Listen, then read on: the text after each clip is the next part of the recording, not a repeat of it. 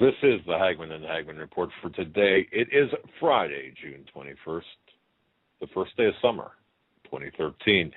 I'm Doug Hagmann in studio with my co-host, my son, Joe Hagmann. Together, we are the Hagmann and Hagmann Report. And folks, you're in for 3 hours of unbiased and censored news, analysis, information you know in these perilous times in which we live. You are listening to the only show that's where you can hear the news in 3D, three dimensions. We look beyond the headlines and bylines and bring you the news behind the news. For those new people tuning in tonight, we broadcast live each and every weeknight from 8 to 11 p.m. Eastern. You can catch us live on the Internet. Just go to our home base, HomelandSecurityUS.com. Just navigate to the program from there. You can also catch our archives are held there as well. We are through the good graces of the Christians United Broadcasting Network. We are simulcast there. If you want clear, crisp audio, you can tune in to the Hagmann and HagmannReport.com, spelled out. That's Hagmann and HagmannReport.com, the Hagmann and HagmannReport.com. There you'll get a clean, crisp, clear sounding broadcast. We want to thank each and every one of you for joining us, placing your trust in us as we walk through this minefield of current events together. I want to thank everyone who has supported us to keep us on the air. Your prayers, your assistance, financial assistance, your gifts, generosity. We just cannot say enough for that, for you, for being within our extended family. Now tonight we have a lot of news to get into. And I also want to say that we're going to open the phone lines during the second and third hours to get your calls in. We know that you've got a lot of things to say. And Joe and I were talking before the show that we gotta get some feedback from you.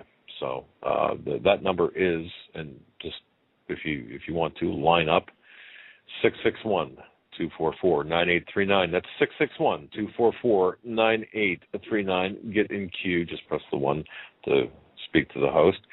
And again, we're going to be taking your calls the second and third hours, and we take the calls in the order in which they are received. Joe, it's Friday. It's the first day of summer, and that means, in some circles, that means it's kind of an odd. It has a lot of meaning to some people in the occult, actually. And I just want people to know that. I never believed that. You know what? I never believed that. And then I got to studying about it. And yeah, I mean, you look at the different monuments, even the ancient monuments from around the world, the Stonehenge, the pyramids, some of the Mayan, what they call the Mayan remains, they all seem to have some relation to the solstices, the days of the solstices, whether it be the beginning of summer, spring, fall, or winter, and how the sunlight beams off of their pyramids, whatever they put up, in certain ways on these days. I think the one in Latin America makes a snake look like it's coming down the stairs at noon. And I'm not sure of all the different ones and how they work, but yes, this is the quasi-pagan, Satanistic religion, and they worship partly the sun and how that works, and the moon and how that works, and Satan and how he works, sadly. And you know, as I was saying too, I never believed it, and then I realized that it doesn't matter if I believed it or not. It doesn't matter if we believe it. It matters what they believe. And belief, of course, is the driver of action. And think about that. But we have some very important stories to get into. Before we do, I'd like to direct your attention to HomelandSecurityUS.com and CanadaFreePress.com. HomelandSecurityUS.com and CanadaFreePress.com are sister colleagues, I should say, to the north. I wrote an article today from Karen Silkwood to Michael Hastings. Something is wrong. You know, again, folks, here it is. It sounds like I'm pimping my articles. And I apologize if that term is offensive, but promoting the articles, I don't really apologize for promoting articles, but it's got some information in there about the Hastings crash. and going back to Karen Silkwood, if you don't mind, spread it around Facebook. Make a comment at Canon Free Press. Good, bad, right, if I'm on track, if I'm off track, just it's a short article, actually, 900 words. So I want to mention that, as well as the second part of the DHS Insider Report, which corresponds with what we're going to be talking about tonight in the first hour. So there you have it. Yeah, and I do have an audio from the CNN report, investigates conspiracy theories surrounding reporter Michael Hastings' death. We can play that whenever. Also, a Ben Swan NSA criminal activity audio we want to play. But first, there is news with Edward Snowden today. He is being charged with espionage. Let me pull up this article here. I don't have it on the computer. Well, while you're doing that, Joe, I mean, here's what people need to ask about Edward Snowden. And I've been looking at, I've been monitoring the comments by people. For example, you've got various internet forums that are very popular, and because of their popularity, their Alexa ranking, they're ranking with the search optimization, with the search engines, that is to say, there are people that go there and that make comments. Well, if you look at some of the comments from both Republicans and Democrats, now we don't get into parties here because we believe at the Hagmann and Hagmann Studios that the right-left paradigm is no longer. It is just simply one party. But recognizing the self-proclaimed distinction, for example, using two popular websites, one being Free Republic and the other being Democratic Underground. If you've never heard of the websites, fine, that's not a problem. But if you have, you know what I'm talking about. One purports to represent conservatives and Republicans and Republican conservatives and Christian right-wing conservatives or whatever, while the other purports to represent liberals, liberal thought, progressives, Democrats, whatever. But, there's a problem. When you begin to see the forum participant manipulation of the topic and concerning Edward Snowden, there are multiple people who want to see this man fry for exposing what little he did expose. And frankly, the question is, Joe, and I'll ask you, did he expose our government or any national secrets? Did he threaten by what you saw? Did he cause any undue threat to the security or safety of the United States? Well, I would say he did pose a threat to the criminal activities of the government, which in the people's best interest to that they know about them. So no, I don't think he posed a danger to any personnel. He did not name names. He just published what the capabilities of the NSA PRISM program and their huge surveillance dragnet spy program that they got going on, what that program does, what it entails, the companies that they use, such as Skype, Google, Apple, etc. And now the U.S. has charged Snowden with espionage. Federal prosecutors have charged Edward Snowden, the man who admitted leaking top-secret details about the U.S. surveillance programs, with espionage, theft of government property, according to a criminal complaint that was unsealed Friday in U.S. District Court in Virginia. The United States has asked Hong Kong to detain Snowden on a provisional arrest warrant, the Washington Post reported, citing unnamed U.S. officials. The complaint charges Snowden with theft of government property, unauthorized communication of national defense information, and willful communication of unclassified intelligence to an unauthorized person. Allegations that amount to espionage in the United States under the Federal Espionage Act. Well, this, in my view, Joe and listeners, I believe that Mr. Snowden, there are a lot of things wrong with this whole case.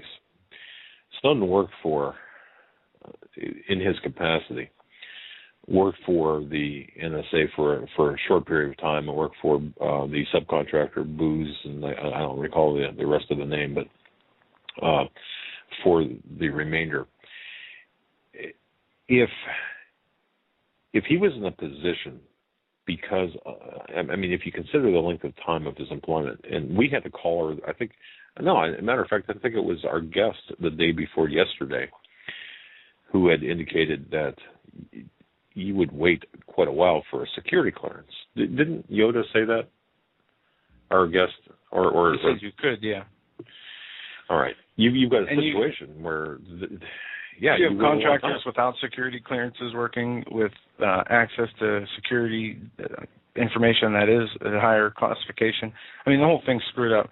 And now you have lawyers eyeing NSA data as treasure trove for evidence in murder investigations, divorce cases, and many other civil and criminal litigation.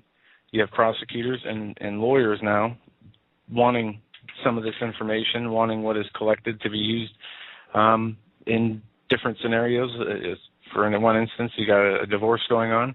They want to go through the internet records of a husband or wife, the phone records. They want to know what they were doing, what they were looking at, who they were talking to.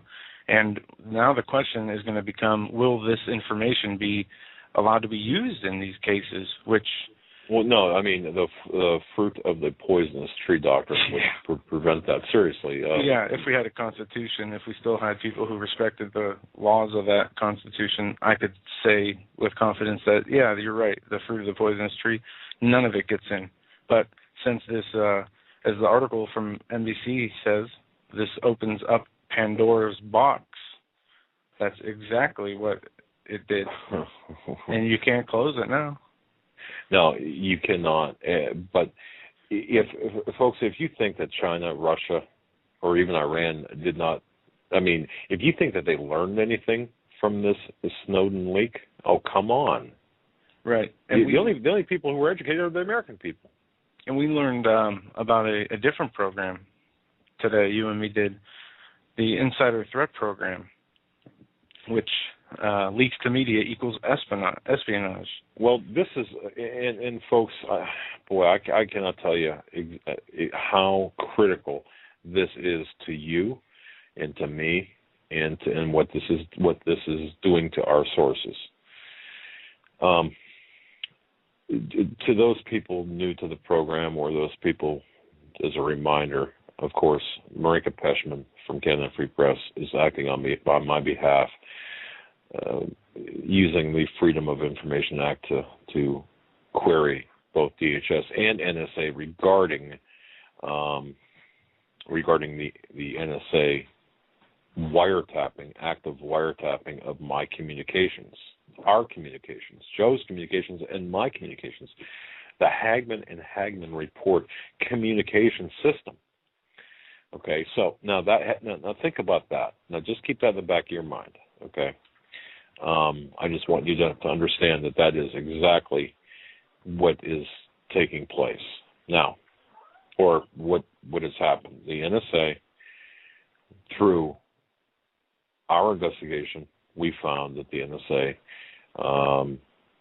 is actively listening to our telephone conversations, and by extension, our texts. It's not just who we talk to, as they say. It's not just who we text, who we call. It's the content also.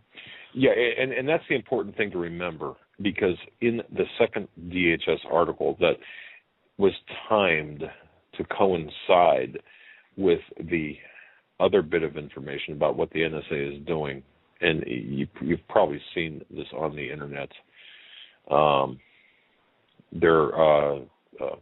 another whistleblower came out and detailed exactly how extensive the NSA surveillance is and has been going back to 2004.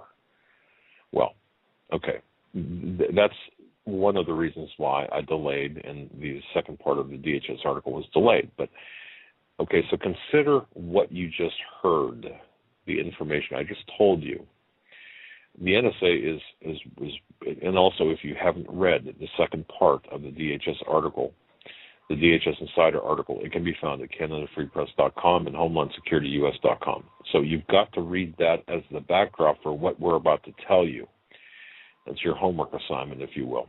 Now, having said that, Joe has been doing research all day and talking with different people, getting information about the Insider Threat Program. Folks, this is the big kahuna, because this is what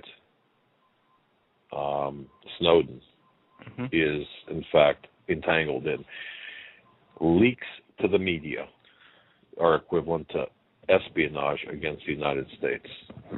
Yeah, this report says, even before a former U.S. intelligence contractor exposed the secret collection of Americans' phone records, the Obama administration was pressing a government-wide crackdown on security threats that requires federal employees to keep closer tabs on their coworkers and exhorts managers to punish those who fail to report their suspicions. President Barack Obama's unprecedented initiative, known as the Insider Threat Program, is sweeping in its reach. It has received scant public attention, even though it extends beyond the U.S. national security bureaucracies to most federal departments and agencies nationwide, including the Peace Corps, the Social Security Administration, the Departments of Education, and Agriculture. It emphasizes leaks of classified material, but catch-all definitions of insider threat give agencies latitude to pursue and penalize a range of other conduct. Okay, now, stop right there. All right. Here's the deal with this. It doesn't matter. First of all, as Joe mentioned just now, this has gotten absolutely no public attention. It goes well beyond any national security agency, well beyond DHS. It includes all federal departments, not most, all. We found through our contacts, every federal department and agency across this country is included in this Insider Threat Program. So if you are talking to an employee with the Department of Education, as crazy as that might sound, or the Social Security Administration, or the Department of Agriculture, and that person provides information not of a seditious, traitorous, or any type of security information, but if that person would leak to a media personality or other person, if that person would provide information of criminal wrongdoing within their agency, they are considered an insider threat. If they, and this also, according to our sources, includes any type of political dissension against the Obama agenda. Okay, go ahead. You're talking about profiling. You're talking about pre-crime behavior profiling here. What they want to do is, and this says it right here, hammer this fact home: leaking is tantamount to aiding the enemies of the United States, says a June 1st, 2012 Defense Department strategy for the program. The Obama administration is expected to hasten the program's implementation as the government grapples with the fallout of the leaks from Snowden, a former contractor. And the case is only the latest in a series of what the government condemns as betrayals by trusted insiders who have harmed national security. Leaks. Okay, we're going to stop right there. Folks, in the article, in my first Department of Homeland Security article that I published on that it's at Canada Free Press on June 7th, when we were in Washington, D.C., if you go to CanadaFreePress.com or if you go to HomelandSecurityUS.com, if you look at that article about my meeting with the DHS insider, what word do you see in that article? You see the word betrayal. Yeah. And it goes on to say, as part of this initiative, that is, they say Obama ordered greater protection for whistleblowers who use the proper internal channels to report official waste, fraud, and abuse. But that's hardly comforting to some in the national security experts and current and former U.S. officials. They worry that the insider threat program won't just discourage whistleblowing, but will have other grave consequences for the public's right to know national security. The program could make it easier for the government to go through unclassified and potentially vital information to the public while creating toxic work environments poisoned by unfounded suspicions and investigations of loyal Americans. According to these current and former officials and experts, some non-intelligent agencies are already urging employers and employees to watch their coworkers for indicators, which include stress, divorce, or financial problems. It goes on to say it's just a matter of time before the Department of Agriculture or the FDA started implementing, hey, let's get people to snitch on their friends. The only thing they haven't done here is rewarded. They go on to say, I'm waiting for the time when you can turn a friend in to get a $50 reward. Okay, yes, stop right there. No, I'm blowing my own horn here, maybe, but just so people understand the quality of the information and the veracity of the people that we speak to, the insiders that we speak to, and perhaps this is why we're targeted here. We're being targeted. If you look at CanadaFreePress.com or HomelandSecurityUS.com, DHS Insider, it's about to get very ugly. This is published on 7 June 2013, June 7th of this year. In fact, I wrote this, I think at, 6 in the morning or 7 in the morning. But having said that, halfway down the details, folks, listen to what I'm going to tell you. This comes from my DHS source, my high level, the guy that provides me with the information within the DHS. The one, of course, the voice in my head, according to some people. Now, a full 2 weeks ago, in fact, 2 weeks ago today, this is what I wrote. This is what he said to me, and I'm quoting him. If anyone thinks that what's going on right now with all of the surveillance of American citizens is to fight some sort of foreign enemy, they're delusional. If people think that this scandal can't get any worse, it will hour by hour, day by day. This has the ability to bring down our national leadership. By the way, this is the same thing Glenn Beck had read on air. Here is the key sentence. The present administration is going after leakers, comma, media sources, comma, anyone and everyone who is even suspected of betrayal. That's what they call it, betrayal. Can you believe the size of their cojones? This administration considers anyone telling the truth about Benghazi, the IRS, heck, you name the issue, betrayal, he said. That directly from the mouth of our DHS source. And now look what we've got. Look what we've got. We've got the insider. We've got now the disclosure of the insider threat program. And what are they saying? Betrayal. Also, there is a zero tolerance policy spelled out. Security manager says it must reprimand or revoke the security clearances, a career-killing penalty of workers who commit a single severe infraction or multiple lesser breaches as an unavoidable negative personnel action. Employees must turn themselves in or others in for failing to report breaches. Penalize clearly identifiable failures to report security infractions and violations, including any lack of self-reporting, the strategic plan says.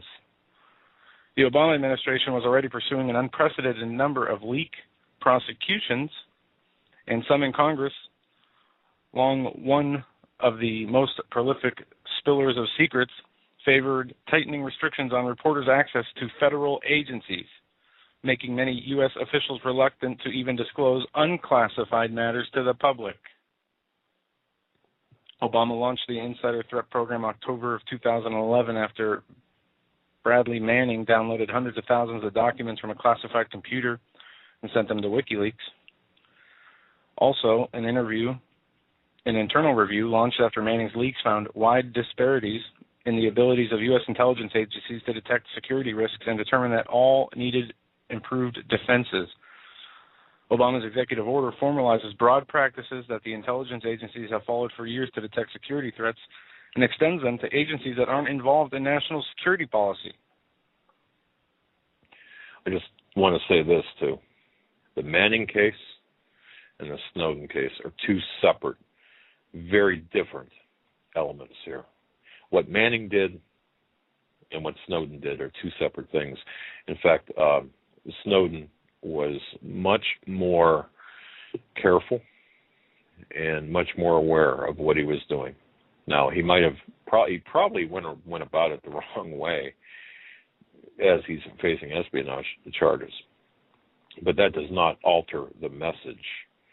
It doesn't alter the information he provided. Now, Bradley Manning, of course, just grabbed it. It would be like going into an office, grabbing a file cabinet and taking the file cabinet, whereas Snowden carefully sifted through the file cabinet and picked out information that it was his belief would not harm national security. Does it make it right? Well, it's illegal according to the law here, apparently, but, you know. Yeah. And the Pentagon has also established its own sweeping definition of an insider threat as an employee with a clearance who wittingly or unwittingly harms national security interests through unauthorized disclosure, data modifications, espionage, terrorism, or kinetic actions resulting in loss or degradation of resources or capabilities. Folks, where have you heard the word kinetic before? A kinetic military action. Do you remember who first said that? Do you remember who said that before, kinetic military action? You think about that. But that's really, I mean, just keep that in the back of your mind as well, because that you're going to be hearing more about that in the coming days. Bell. The Department of Education, meanwhile, informs employees that coworkers going through certain life experiences might turn a trusted user into an insider threat. Those experiences, the department says in a counter-training manual, include stress, divorce, financial problems, or frustration with coworkers or their employer. Okay, now let me stop you right there, because you said something earlier. Kinetic military actions. Is that what was talked about in Libya? I'm wrong. Huh? Did I say you were wrong? No, I just got the look on your face. keep going. But no, I just wanted to mention this: known and trusted sources. If you're in the intelligence venue, that phrase will ring a bell, right? Those people in the intelligence venue listening to this broadcast, you will know what I mean.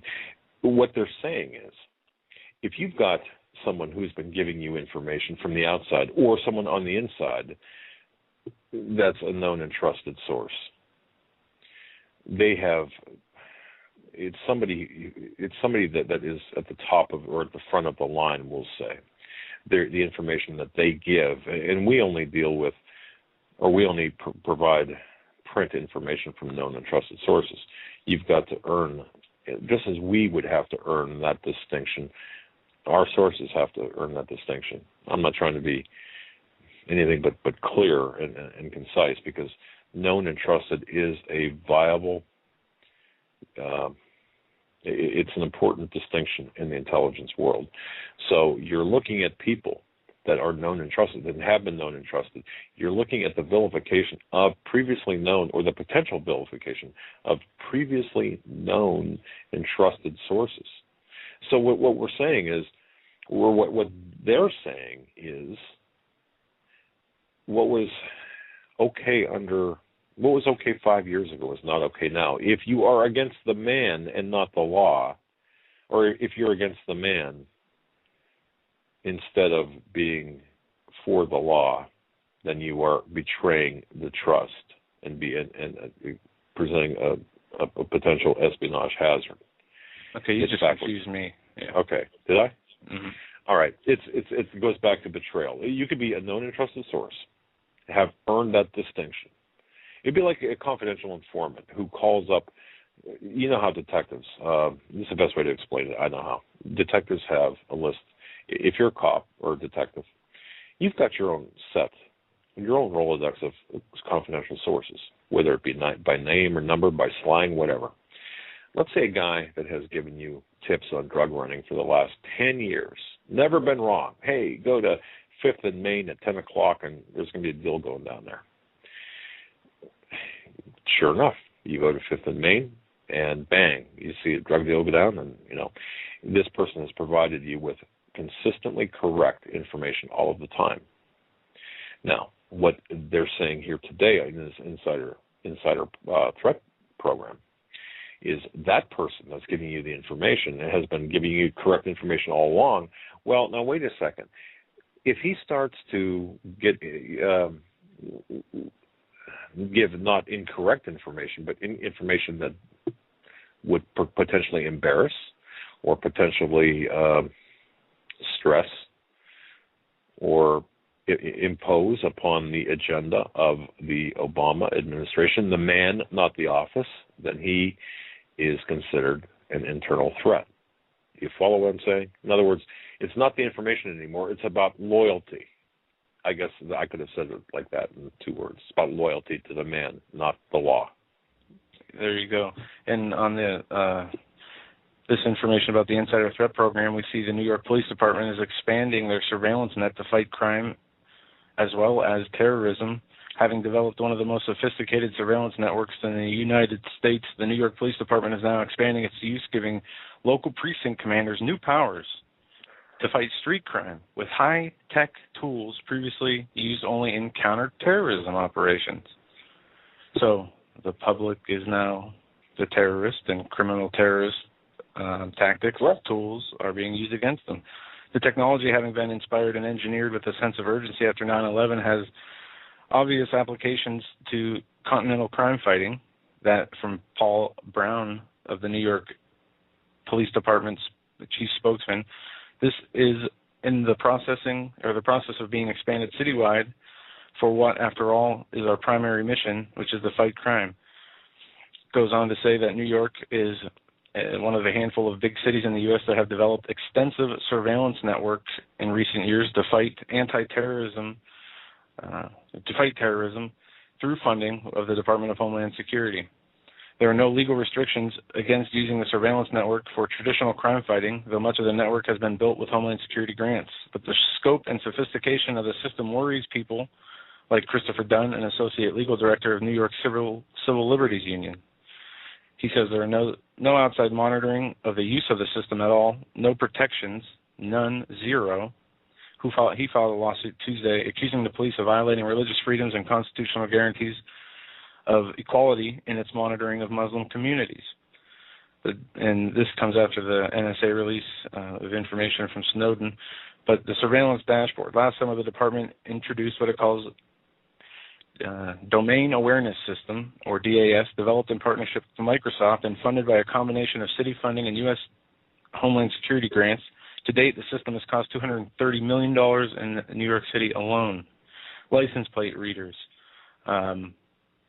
facial recognition cameras on top of the already, 40,000 cameras the NYPD has in use. They say Lower Manhattan has 3,000 to 6,000 cameras alone. With facial recognition, by the way, that is so. Folks, when you go to Lower Manhattan or you go to places with these cameras, you're going to be on video, and they have the ability to, more or less, to freeze the frame, file that as a data file, and then use specific points on your face, kind of like a fingerprint would be in a crime scene, and recall that based on the points, the matching points. So in other words, just think of the facial recognition software like the old fingerprints system. Yes. And the license plate readers. The New York City Police Department has these license plate readers that can monitor every single car that travels in or out of the city. 120 of these readers are perched on bridges and tunnels, city traffic lights. Another 100 or so are mobile license plate readers attached to the hood of squad cars. And the department has a database containing more than 16 million plates. It goes on to say when a license plate reader sends an alert, an analyst at headquarters communicate the information to the cops on the street with the push of a button. The DAS system dashboard can geospatially map each location in the city where a plate reader has spotted the car in the past 5 years. And by the way, the geospatial program I first learned about this a couple of years ago through a university professor talking about terrorism. And this program is vast. If you get a chance, folks, just look into the geospatial program, and we'll be talking about this at a later time. I just want to kind of bounce in here. We mentioned kinetic, the word kinetic.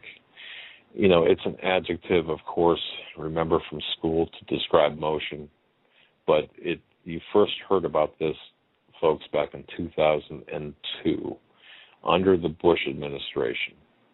After 9/11, that word kinetic war action, kinetic meaning, as opposed to, it means active instead of latent, or dropping bombs and shooting bullets, killing people is kinetic.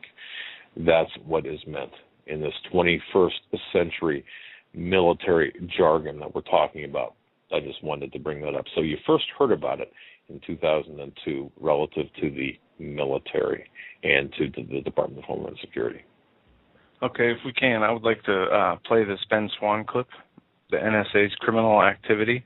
Hopefully this will play all the way through, as some of the audio problems, or audio clips we've uploaded. Yeah, this is 8 minutes, but we'll see if this goes all the way through. This is Ben Swann, NSA's criminal activity. Or whistleblower, it's worth it. Hero or traitor. Edward Snowden continues to capture headlines across the country after the former NSA contractor revealed to the UK Guardian the NSA's tracking and collection of personal information on hundreds of millions of Americans. For the last week, every major news organization in America has begun a trial in the court of public opinion. But what is happening is all about the messenger. Very little has been said about his message. And the question media is not asking, who here actually committed a crime? The first step in full disclosure, inform.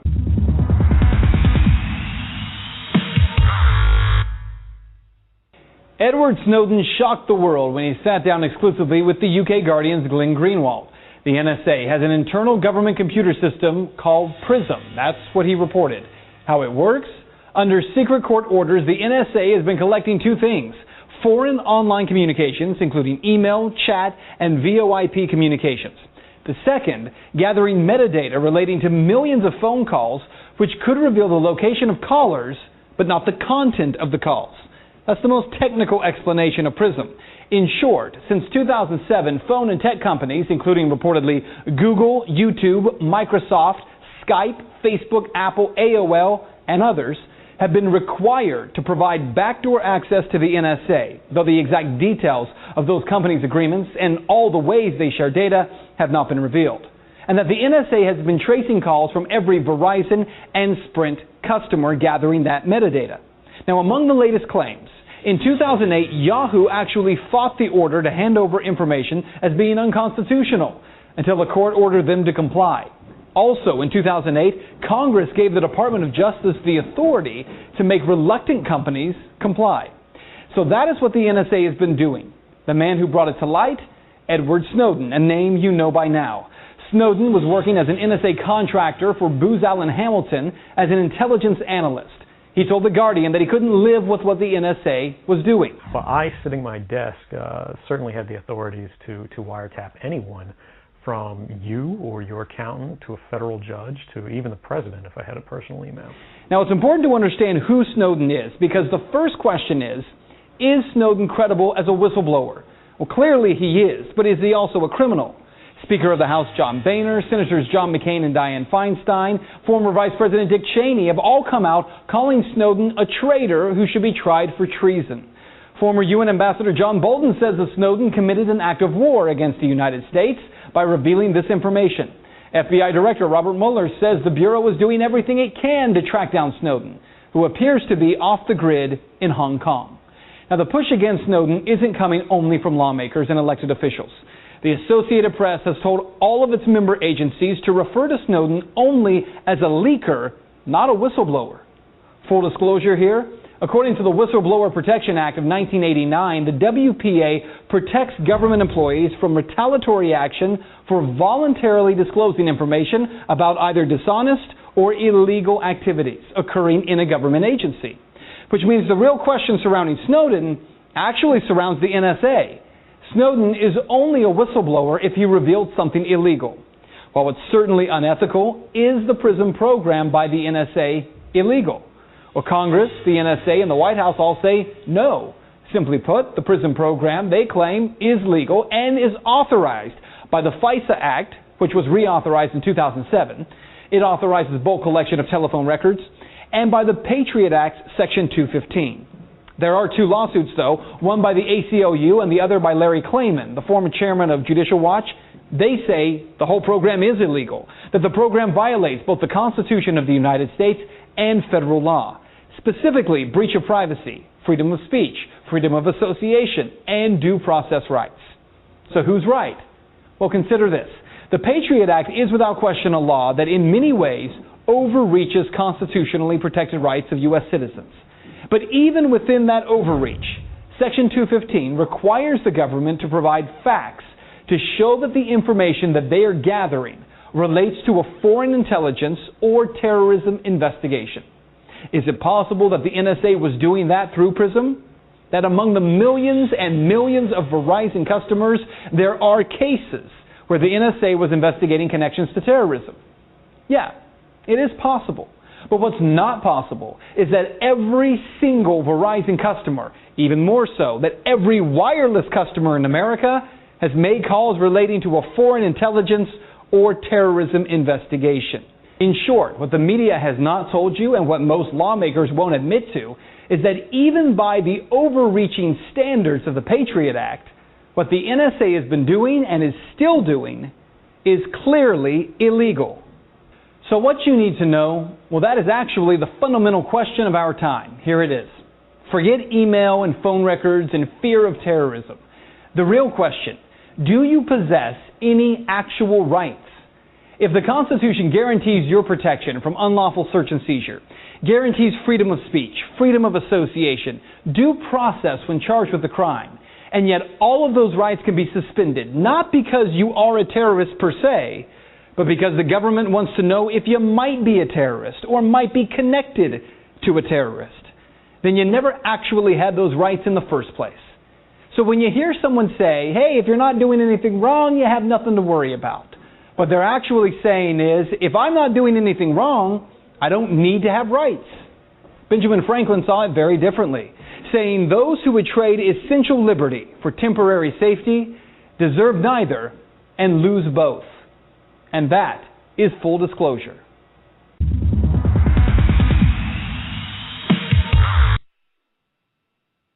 All right. Now that was a tremendously important, at least in our view, a tremendously important, I don't know, he disclosure. He read a very important part of this NSA program, or the stemming from the Patriot Act, which labels communications with foreign entities as only the communications that can be monitored. That's what they said at first, that they only monitored foreign communications outside of the U.S. or those suspected inside the U.S. that were communicating with people outside of the country who were under suspicion of some kind of terrorism investigation. Okay. Now let me interject this here. But we know the scope, obviously, when he mentioned the Verizon as one. Right. Obtaining U.S. customer Verizon records, all of them, that is way beyond the scope of the authority of what they're allowed to do. Oh, exactly, because we know from experience the NSA, and it's my contention, it's my public contention, in fact, it's my sworn affidavit that the NSA was actively monitoring a telephone conversation between this office, the Hagmann and Hagmann report, and a journalist inside the United States, interstate communication. This is what we're contending based on the events that took place on May 30th of this year. That would violate the charter of the National Security Agency. But you have to, folks, you have to look at the NSA as like a funnel, or it would be like a collection agency. Let's say you've got a MasterCard and it goes delinquent and they charge it off. They'll sell it to the collection agency, and the collection agency will call you up. Well, the collection agency in this case is the NSA. They're the ones that are going to be doing the data mining and then providing that information to their client. Well, who's their client? Their client is the DHS, the FBI, all the intelligence agencies that fall under the umbrella, all of the U.S. intelligence agencies under the umbrella of DHS. Now, the NSA is directed or is under the direction at all times by a lieutenant general or a vice admiral. That's how it works. It's headed by, or it's led by, the Director of National Intelligence. All right. Now I don't want to get too too far down this road here, but understanding how this works is the key to understanding where your rights are being violated and where this whole train has gone off the rails, and why this is the biggest, most abhorrent, not a crime, or not a scandal, but a crime by this administration. But see, the thing is, it didn't start under the Obama administration. It started in earnest under the Bush administration. Well, that's where it came out into the open through the Patriot Act, but it really started in the late 50s and 60s when, they knew how to wiretap phones when they pretty much introduced them. Well, that's true. You could take this all the way back to the Armed Forces Security Agency that began in May of 1949. The scope that you're talking about and the public knowledge of the programs have definitely expanded in the last 10 years. Right, and don't forget, okay, the AFSA, the Armed Forces Security Agency, back in 1949. And folks, this is not just to give you needless, useless information. This is to understand how this has evolved. Remember the old dial-up phones, party lines and such? Well, of course. There were limitations in order to wiretap or to actively listen and record one's conversation. There were extreme limitations. Fast forward to the late 20th, early 21st century, and of course everything went to digital. All the communications went digital. And of course you had signal degradation with that, but that aside, everything went digital. Now, instead of needing the 25 Empire State Building size buildings in the middle of a field to store a couple of days worth or a week's worth or a month's worth of information. Now, because it's digital, you need just only a very little amount of space because of the storage capacity. So this is why this has progressed in this manner. One other thing too, and then I'll turn it back to you. Ladies and gentlemen, I would urge everyone, if you have a digital camera or a cell phone that takes photographs or video, and you have a Facebook account or a website or whatever it is, protect yourself. And just let me explain. There is an option built into your phone or built into your camera. Just consult the instruction manual. You can turn on or off the metadata that is the metadata function on your phone or on your camera. Do you really think that would do anything? Yeah, I do, because we've used this in court, and I think I won't. You know which case it is, but when a person from the metadata, we can get, or any agency or anyone knowing where to look can get the type of camera used, the exact time, the exact date, the exact location, the shutter speed. I'm just going down trying to think of what else. The lighting conditions, or the lighting that was used, or the lighting function on the camera.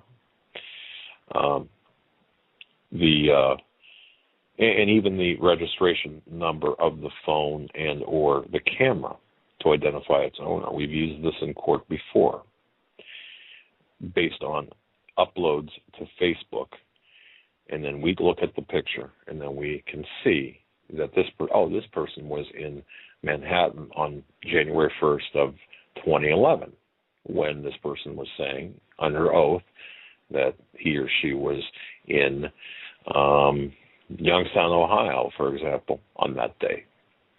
Well, their camera was there in Manhattan, for example, based on the metadata, and the metadata is sufficient in many cases in court to prove assertions like that. So, hey, that's just the way it is. So please disable that function to protect yourself. Now I want to go back and take a look at something here. Right after 9/11, you had deception running wild. What would you say the percentage of the American people calling for the Patriot Act, some form of it, a surveillance state there was to be implemented? Oh, a high percentage. Pick me as an example. I was all for it. Okay. I mean, I would say 97% plus, at least, were not against it. And now right. Look at where this has taken us. Now think of something on a worldwide scale that affects almost every person or every person in the world, not just people in New York, not just people in America. And think of what they'll be begging for or looking for as some form of security to keep a normal, orderly life that they have. And when we read the Bible, it says, about the mark of the beast, no one will be able to buy or sell unless they have the mark. If you can't see how this is being set up around you and how this will be implemented, you need to get into your Bibles. Because looking back on 9/11, looking back at the ease of that they pulled off their deception and how they had the whole country wanting this without knowing really what they were getting into, but they wanted something.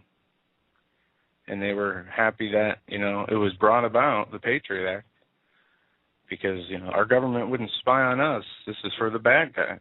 Well, you are the bad guys now. And I say that to non-believers, believers, Muslims, Christians. If you are a living person, you're not part of their program. You are a target. Now, I can guarantee we're going to be seeing something else here in the near future. It could be a week, could be 5 years. But a mass deception event at a worldwide level. Are you going to be deceived into calling for the solution that they want? And we have to be very careful now as we move forward. You make a good point. And we Joe and I, during a show prep, we call this dinner table discussion. And folks listening to this program, just think of yourself, you and your family having dinner, sitting around the dinner table talking about this, and let's say something, as you point out, something on the scale of 9/11 or worse happens in the United States or globally, a life-changing event. Are you going to be calling for, are we collectively, or we individually, are we going to be fooled into surrendering our liberties and conforming to some sort of mass global agenda? Yes. In place of our safety? And what maybe you're saying, no, and definitely not me again, because I was the first, I was one of the biggest flag wavers, bombed the heck out of them. Let's, let's pass whatever law, let's just scoop them up, Guantanamo, great idea, waterboarding, go for it. That was me until I stopped and had to look and say, wait a minute, there's a lot of stuff that doesn't add up here. And you get caught up in the frenzy of that, the emotional frenzy. So I can see where people can very well be deceived, and that's why you cannot and should not separate what's in the Bible versus what's taking place contemporaneously, what's taking place around us. I believe that. By the way, Lucy had from Tennessee said our phones are not working. I'm going to give out that number one more time. It's 661-244-9839. And there are people on hold, so keep trying there, Lucy. I hit this piece of news. We got a couple minutes before the break. We're going to be taking phone calls the second and third hour just to get an idea of anything you guys want to talk about, anything we missed, anything on your mind. 661-244-9839 is the number, so get on hold there. This is from last week, from June 13th. Western-backed Syrian rebels massacre Shia villagers. Less than a month after a spokesman for the Western-backed Free Syrian Army threatened in a televised interview to exterminate Shia Muslims across the nation, dozens of Shia villagers in Syria were massacred by Sunni rebel forces this week, according to international news reports citing government officials and opposing fighters. Analysis said the brutal killing spree, segments of which were recorded on video and posted online, illustrate the problem with the bloody regime operation being waged by the Obama administration, European powers, Sunni Arab dictators, and the oftentimes foreign jihadists on the ground. Also, 2 weeks prior to this, rebels massacred a whole Christian village. And I'm seeing more and more reports of these massacres happening, and these are not being done by the government forces. These are being done by the Western-backed Al-Qaeda rebels that are now being openly funded in Syria. And if you listen to Fox or any of the other news, they say, we're just thinking about starting to arm the rebels. No, they've been giving them arms, money, tanks, missiles for over a year now. Under the guise of humanitarian aid or through black ops money. Understand that. Yep, and now the CIA and U.S. military operatives are training rebels in Turkey and Jordan. This from today. The CIA and U.S. Special Operation Troops have been secretly training Syrian rebels at bases in Jordan and Turkey since November 2012. Up to 100 from all over Syria have gone through courses in the last month alone, according to U.S. media reports. At the 2-week course training, trainees are taught to use Russian-designed 14.5 millimeter anti-tank rifles, anti-tank missiles, as well as 23 millimeter anti-aircraft weapons, the Los Angeles Times reported. One of such U.S. covert training sessions, conducted by an American, Jordan, and French, has allegedly been taking place in Jordan for the last month or so, the newspaper cited. Brigadier General Yahya Bitar, the head of intelligence for the Free Syrian Army. The exact number of the rebels given instructions in both countries since the training program began at a new American base in southwestern Jordan could not be determined, but according to different rebel commanders, the training in Jordan involved 20 to 45 insurgents at that specific time. The training started months before Obama approved sending arms to anti-Assad rebels for the first time in mid-June. The secret courses have involved fighters from the Free Syrian Army and those who are anti-Assad. So far, 100 rebels from Dara have attended 4 courses put on by the CIA in Jordan. And, I mean, this just goes on to speak to another way that we are aiding these rebels, and a lot of the rebels and the people involved are also CIA personnel. Right. And where were our personnel on 9/11/2012 during the attack at the CIA compound in Benghazi? Where were our people? They were training anti-Assad terrorists, Al-Qaeda operatives in Croatia. Now, I'm going to ask this question. Who's a bigger terrorist, Obama or Snowden? As the White House and CIA officials declined to comment on these alleged training programs. Well, you can expand that question to include people I really never thought that would be on the list, or at least on the same page, so to speak. You've got Lindsey Graham, of course, siding with John McCain, siding with Pelosi, siding with others. I mean, others that you would not expect, saying, "Yeah, let's uproot Assad." But what are we doing? I suppose the big thing here is we must ask ourselves: does any of this make any sense? Why are we doing this? Well, just very quickly before the break, look, after the fall of Nazi Germany back in 1945, you've got to look at what happened. You've got to look at the initiation or the beginning of the United Nations and how countries were divided, because through various agreements, Berlin itself, for example, was divided into East and West. Ultimately, Yugoslavia was broken up into countries that include Croatia, Serbia, Bosnia, Albania, Bulgaria. And then, of course, you had the creation of the Jewish nation of Israel, which was actually created through agreements in 1946 or after the Second World War. So all of this was planned. If you look back in history it holds the key to a lot of things. Look back in history to see how this was set up for today. Folks, you're listening to the Hagmann and Hagmann Report on this Friday, the first day of summer, 2013. I'm Doug Hagmann. Of course, with me is Joe Hagmann, my son, fellow investigator and fellow co-host. We're right back after these messages, taking your calls at 661-244-9839. That's 661-244-9839.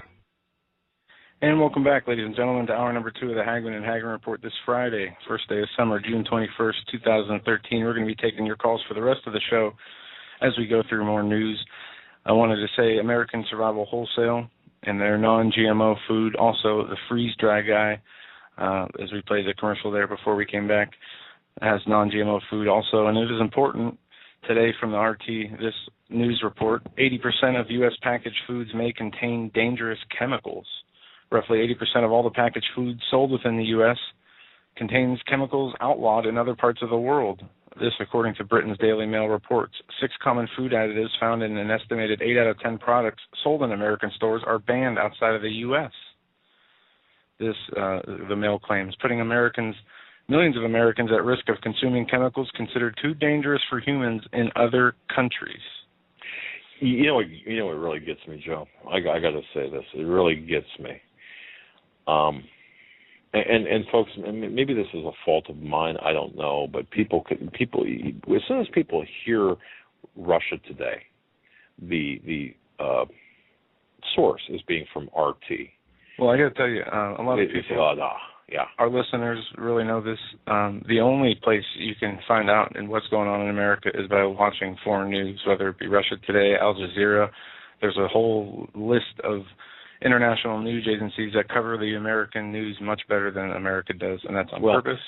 Yeah, and I want to say this, CanadaFreePress.com, their journalistic standards are so stringent. I think somebody just asked, well, how are you allowed to be in there if that's the case? No, they're so stringent, where the contributors have to pass a certain litmus test, and then the articles have to, there's a process of checking the veracity of the information provided. So regardless, I've seen people on the left and the right both just trash RT. And there is some kind of agenda sometimes behind their news, but regardless, they report things that are, important that we don't hear here. Doesn't mean that they report the truth all the time. Everybody has to do their own research on the information that they come across to find out whether it's true or not. But in relation to MSNBC, NBC, Fox, USA Today, New York Times, etc., who have admittedly said that they've been controlled and are owned by, pretty much the big banks. But regardless of where you get your information, always make sure that you can validate it or do the research necessary to find out if the information is true or not. Because in these times we see a lot of people that report on things that seem to be true but are not, and vice versa, seeing things that are not true that people claim they are. But with that, we're going to go to the phones, as we do have a bank of callers at 661-244-9839. We're going to go to, I think this is Jeff in Massachusetts, Chelsea, Massachusetts first, 617. Oh, yes. Doug and Joe, how's it going, guys? Hello? Fantastic, Jeff. Very well. Very well, yes. I just had to turn my mic back on. Yeah, really good, Jeff. It's great to hear from you. Oh, yeah. Thank you very much. Where you been? Last week I got on Coast to Coast AM with George Norrie on the 14th. I was the very first caller on the open line section. That's at an hour and 17 minutes into the program. So if you go to the Coast to Coast AM and type in June 14th, 2013, you go to an hour, 17 minutes, and 3 seconds, and you'll hear me on the air talk about the NSA scandal. It's good stuff. Now, with that said, I'll tell you, this is going to turn into death squads. I mean, this Obama. I listened to you on Rick Wells, Doug. I'm telling you something that was fantastic. Rick Wells is a brilliant man, and I believe the same thing as Rick Wells believes, that Obama will stir up the citizens to start killing Christians. Brilliant. Right. So you caught, and that's right, Jeff. Thanks for reminding me about this. I was a guest on the Rick Wells program. When was that, Joe? Wednesday, I think it was. All right, Wednesday. Yeah, I think so. And okay, and you know what, Jeff? I got to tell you this. We before the interview, Rick and I were talking. He said, well, "What do you want to talk about?" And I said, "Oh, we know this or that." And as soon as the mic was turned on, as soon as everything went hot, everything went out the window. Everything went out the window, and we went in nothing we talked about was scripted. It just went out the window. So you got Doug and Rick unplugged there. So. Well, that's it, and it was brilliant. I mean, that program was anointed. Now here's another thought, which is I've been hitting the airwaves about the NSA stuff, but you know what? I related to organized gang stalking, because you know what's funny is I have a TWIC card, which means if you know anything about TWIC, it's Transportation Workers Identification Credential. That's a federal background check. But if I'm scratching my head, what's behind gang stalking? Is it government? Is it private corporations? Because I passed the Homeland Security test, so I'm not a terrorist or anything, but I'm very vocal about Christian and patriot issues. I mean, when you look up right wing in the dictionary, my name is there. So organized gang stalking is no joke, and I believe that that's part of this NSA stuff. And that guy Snowden, that guy's a hero. That guy better get saved and pray for angels around him, because you know they might try and bump him off like Andrew Breitbart. But tell me what you think of organized gang stalking. Do you think it's government and so forth, or do you think it's corporate? Well, all right. And Jeff, you brought this up before, and ladies and gentlemen, gang. Yeah, and I got to tell you something, Jeff. Okay, when you first brought it up, I had my concerns, my reservations about this. But yes. Go ahead. Why don't you? Because you've been victimized by this. Why don't you educate our audience to what gang stalking is? Oh yeah. And I'll bump you if necessary here. Okay. Now the history of it is the East German Stasi. Now it has its roots with East German Stasi. In fact, Marcus Wolf of the East German Stasi was the architect of our Homeland Security program, along with Primakov, Yevgeny Primakov, head of the KGB. So gang stalking has its roots back with the East German Stasi. Now basically, in my case, what I get is I get directed conversation sometimes, but mostly it's mimicry. In other words, a whole bunch of strangers will start mimicking me or doing certain hand signals to let me know we're watching you, sensitizing the victim. And it all started when I didn't join SEIU at my workplace. That's when it exploded. But I've been calling into talk shows like Coast to Coast for years and years and years, and it probably just caught up to me. But the reason why I brought it up is because... Hey, Jeff, yes. Guess what? You're vindicated. Okay, now, here's why. And just hear me out for a second. Gang stalking used to be associated with paranoid schizophrenic individuals. People used to make fun of anyone who said they were victims of gang stalking. Gang stalking is exactly that. It is a form of gaslighting. Okay. Now, how do I know about this? I know people who have engaged in gang stalking and gaslighting. All right. It's not frequent, but it's becoming more and more frequent. Okay, now you asked a question. Who's behind it? corporations.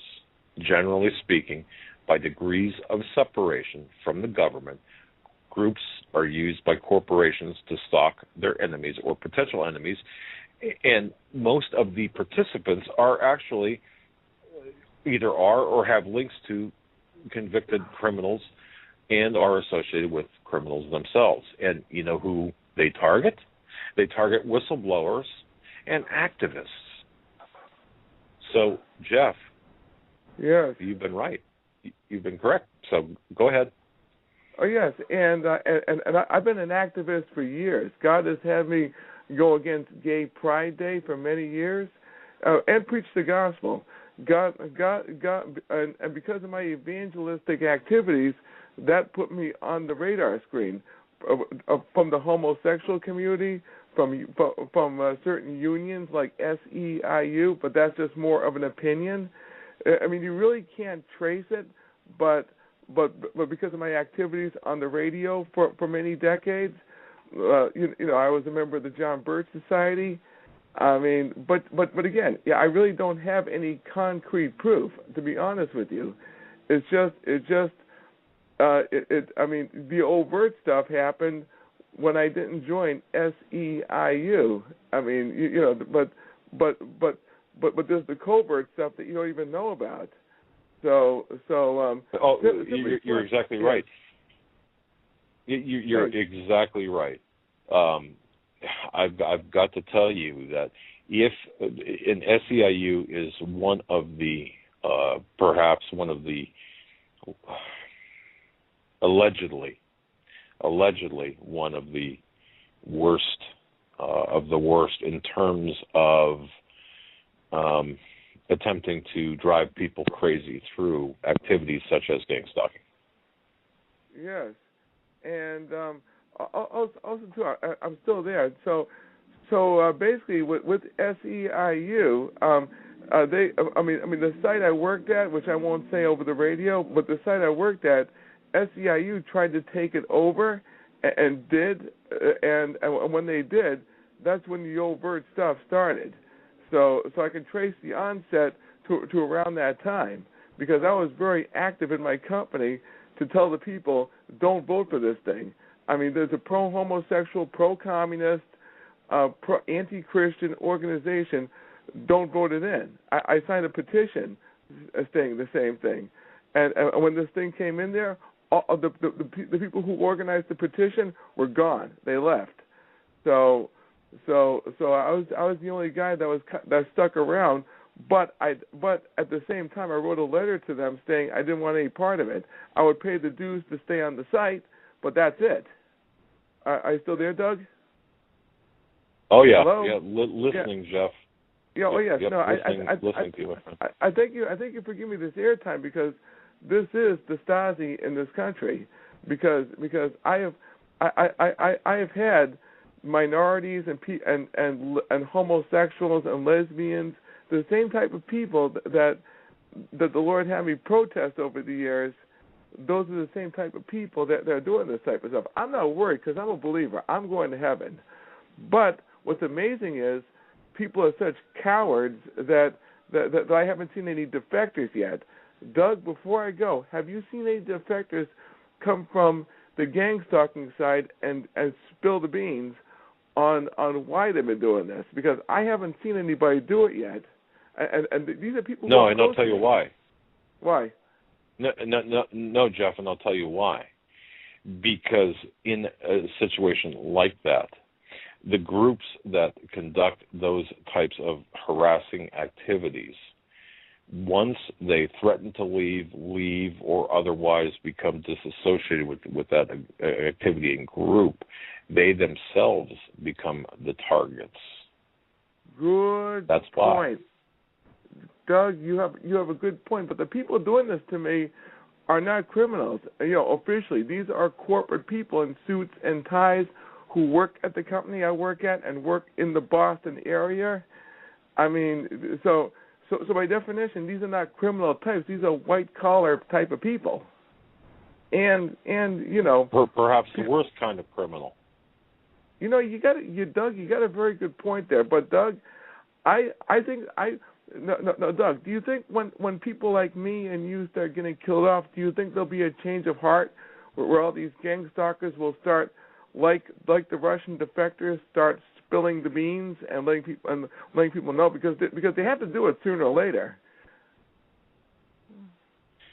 Well, I think there will be, and pardon the expression, a come to Jesus moment for these people, and I mean no blasphemy by that. In fact, I mean this in a literal sense. Actually, the only way to change, because of, and people must understand that this is a real issue, and that these people are acting under a mind control, regardless of what you call it. They're mind controlled.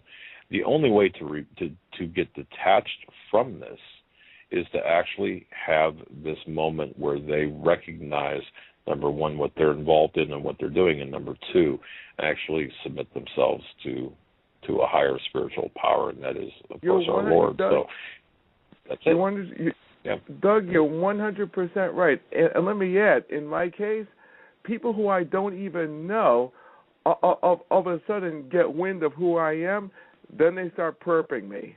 When they get wind of who I am, it's like they act normal, and then when they get wind of who I am, how is it that gang stalking is so big? That's the part that blows my mind away. Well, it's you know what, Jeff? It's big to you because it's happening to you. 95% of the people out there don't have a clue of what we're talking about yet, or at least not to the extent of what we're talking about. It's a form of menacing. It's and people will find out, because this will become more prevalent as we move forward in time. When the government offers $50 to turn in your neighbor for whatever the threat might be, as we talked about earlier in the program. So, Jeff, you know what? You've handled it well to this point. You've got to keep the faith. You've got to keep praying. You've got to rebuke these individuals and even pray for them. But because this is psychological warfare, this is spiritual warfare when you get right down to the core of the matter. Well, Doug, I'm going to close with this, which is our founding fathers said, we either stick together or hang separately. Gang stalking, I believe, is a combination of government and corporate. I passed the Homeland Security test, so I'm obviously not a terrorist. And my conclusion is it's not all Homeland Security stuff. I think you're right. I think it's corporate along with criminal, mostly. And I happen to work for a big corporation I shall not say on radio, and my union is SEIU, and they've been known to be thugs. So I'm just waiting till I get the 4:30 knock at the door for the camps. So all I have to say is we either stick together or hang separate. God bless you, and have a good night. Thanks, Jeff. Great call, as always. And thank you for your call, and it's always good to hear from you. All right, we're going to move right along here. We're going to go to 856, then 716. I think this is Sheila first, 856. You're live on the Hagmann and Hagmann Report. Hello, guys. I got a question for you. Good evening. Where's Joe Biden? Anybody seen him?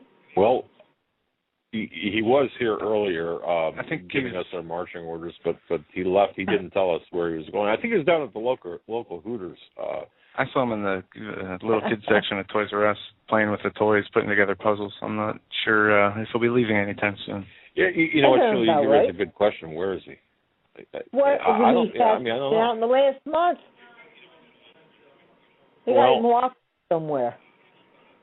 I'll tell you this, Sheila, I did see reports that this week he was going to be unveiling some type of new gun restriction regulation, and then nothing ever came of that. So I don't know. I have not seen where he is. I'm sure I can try to find out for you while you are on the air. No, I really don't care. Do you want to talk to him? Hang on. Oh, I think he's calling in on the other line right now. You want to talk to him? No, Sheila, yeah, it's what we know. Everything's out of control. Everything is so out of control. I don't know. my question is too. What about this trip that Obama is going to take to Africa? The $100 million vacation. Yep. Well, there was something said about him. Evidently, he had planned on taking Michelle and the kids with him, but he fizzled out on that because there was so much, too many people raising Cain about that. But I don't care where he goes. You mentioned Michelle. Wasn't she just where was she? Oh, in Ireland, where a $3,300 a night suite. I've got to tell you, Joe and I worked in New York City for 18 months. I don't think our hotel bills. The most expensive hotel we ever got was like $130, and that was for a 2-room suite. So we had separate quarters, and those were when things were good. Only when things were real good. Otherwise, we stayed at like a $39 nights in hotel. Regardless of the money, we could have had $1 million in the bank. It's not about the, It's about the principle of the right. thing. But I got to tell you this, Sheila. I got to take your airtime up and tell the audience this because this is really funny. Okay, do you mind, Sheila? Can I steal your time? I'm sorry, I overruled you anyway.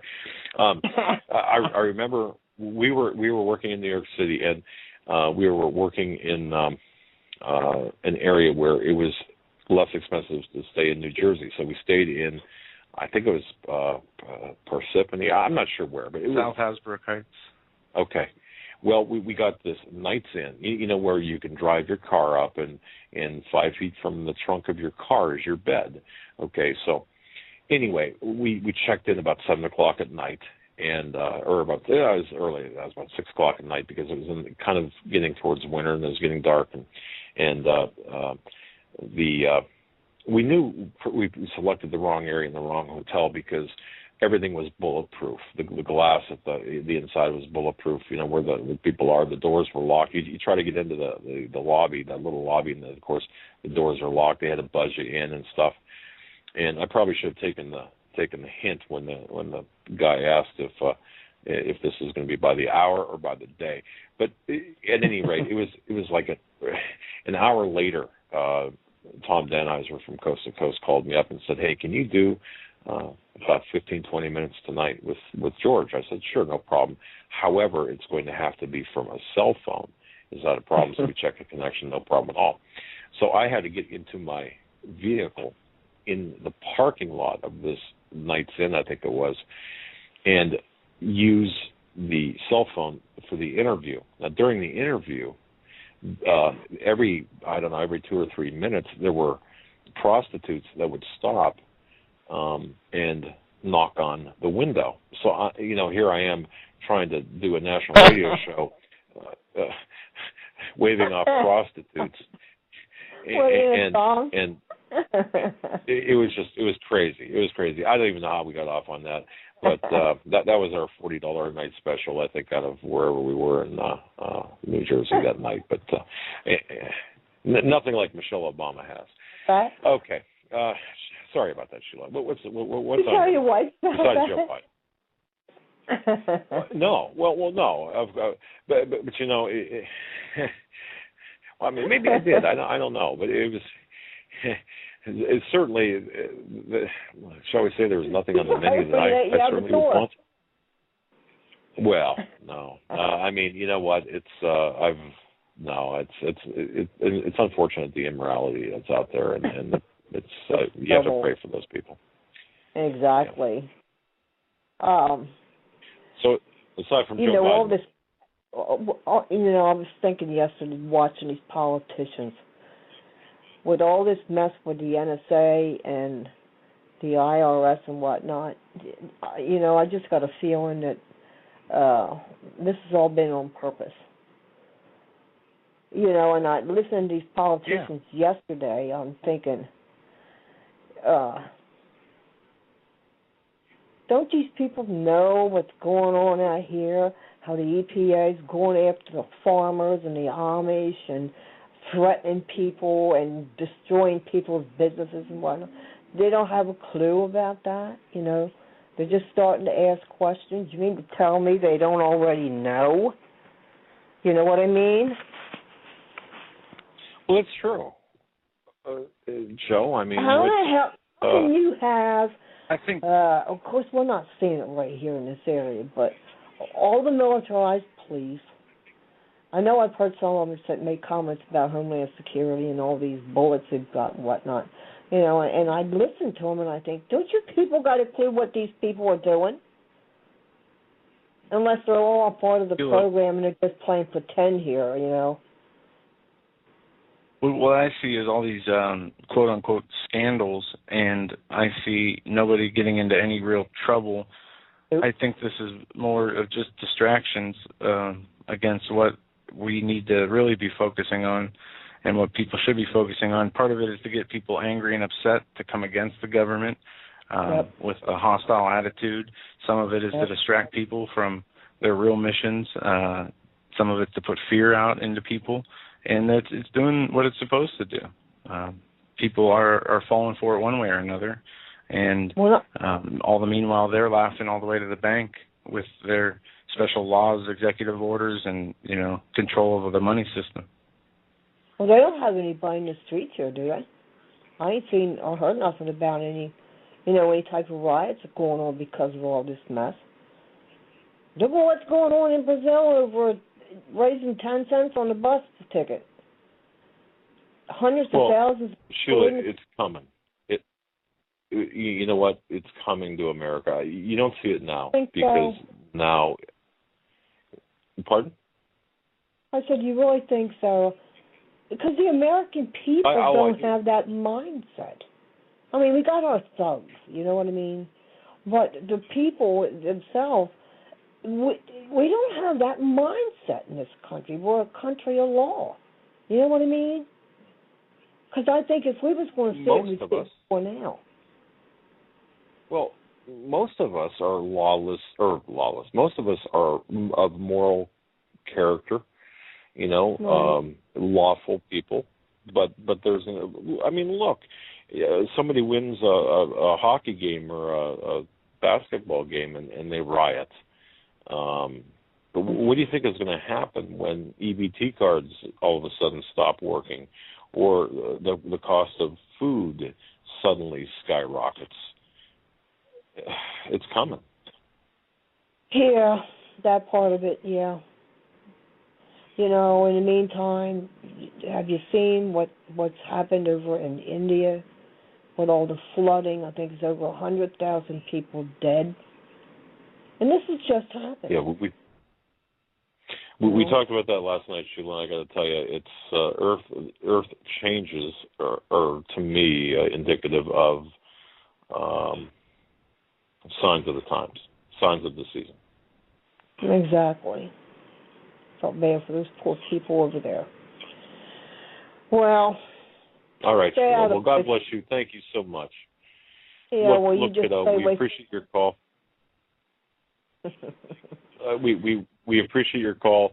I want to say God bless you. Stay safe, and until next time, I want to thank you very much for the call. I just got yelled at because we have a bank of phone callers. God bless you, my friend. Thank you. You too. Bye. Thanks, Sheila.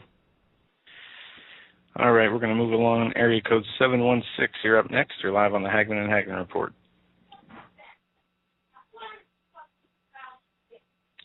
716. Western New York, come in. Hey, hello. Going once, Western New York, that's you. I know you're there. And they dropped off. Call back and we'll bring you back up first. 870, we're coming to you next. You're live on the Hagmann and Hagmann Report. Wow. Was that somebody trimming the edging of their driveway? 870. That was like that was a message in code. Oh, 870. I don't know if you want to call back, but it was just this metallic humming sound, very odd. We're going to go to 304. 304. Thanks for holding. You're live on the Hagmann and Hagmann Report. Good evening, gentlemen. You can hear me? Good evening. Yes, we can. What's on your mind? 5 by 5. It's 304? Yeah, we can hear you. I just meant 5x5. You're coming in loud and clear. What's on your mind? Oh, good. Well, like your previous caller, I really enjoyed your interview with Rick Wiles. That was amazing, and I told all my friends and family to listen to that. It just the days we live in. I don't know. It's been a while since I've called in. There's so many things happening. I don't know. Well, we wondered what happened to you. Well, I've been around. But you know what? Well, that's good. That's good. But I got to say, just that statement you mentioned, so many things happening. And isn't that the truth? I mean, are we not like just inundated hour by hour almost, seems like, with something new every single day or every single hour? It's just crazy. Yes, it is. And especially when you keep your eyes, I'm like, I watch, I always go to Steve Quayle every day. I go to Stan Deo and Drudge Report and, all the different sites. But it's just, the Lord is, He's moving. And do you feel overwhelmed? Yeah. And that's important. That's an important question, I think, that we have to ask ourselves and other people. Are you, starting to feel overwhelmed? And if you are, I think it's important for our spiritual health, number one, to always, have a Bible with us and to consult our Bibles. But take a step back. Yeah, take a step back. Get away from it. Enjoy your family, your friends. Enjoy, being able to read the Bible and the peace that you can get through your relationship with the Lord. But, yeah, a lot of people have been feeling down, depressed, tired, sluggish. And I think it's a sense that their body knows that the spiritual battle is coming. And times are going to have to change. Yeah, it's already here. Yeah, that's a very good point. Yeah. And you see people around, and they just got their heads in the sand, and they don't want to know nothing, and they don't want to hear nothing, and there's ones that that are like you guys and like me. I mean, we're always watching, and it's like you just can't believe. But and then you understand why people are like that too. They don't want to see it because if they do, it's then they're like me. I'm not scared or anything, but I'll tell you what, that the battle's coming. The battle's already here, and it's I listened to Hawk before I listened to you guys, and he had some interesting things to say tonight. And it's coming. It's coming quickly. Caller, fill us in on those who didn't get a chance to listen to Hawk. I know I did not today. One or two of his specific points. He said there was a high level of all the DHS, FEMA, all the agencies. They had a high level meeting, and they said they need to be you need to be prepared in the next 10 days with 70% of your forces, and then they want it 90% within 5 weeks. So they are thinking something is going to come down. Yes. Yeah, let me just tell you exactly what Hawk said, because I sent that email to Steve Quayle.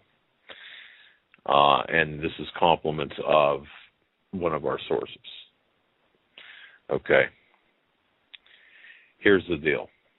The Department of Defense, DHS, and NORTHCOM coordinated some type of meeting with FEMA, the heads of all those agencies.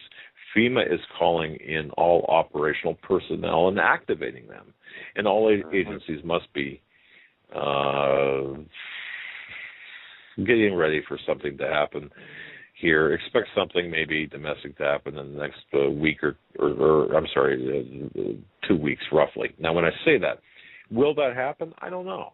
What is it? I don't know. FEMA has put up 3 new videos on their YouTube channel. One is about small businesses. 2 of them are about small businesses. They're about the protections for floods and for earthquakes. And they're short 18-second messages. Also, they came out with another video today, something about holiday preparations, something along those lines. But we've heard from many people talking about FEMA having some kind of meetings, getting something ready, whether it's personnel, whether it's resources, knowing what they have operational, as you said, something along those lines. It's come from 2 or 3 people separately who don't know each other and wouldn't be able to, coordinate with each other to come to that conclusion. So it seems to be pretty accurate what you're saying, what Hawk said. Yeah, it's, I just, you just got to pray, and like you say, keep in the Word and keep praying. That's our, how we're going to make it through it. I just, and you see, and like you said a little bit ago, I mean, it's just what the government's getting away with, whoever it is, I don't care. You're killing journalists, you're killing agents, people in government, you're killing whistleblowers. I mean, with impunity. There's there's never anything done. That is the scariest part of all.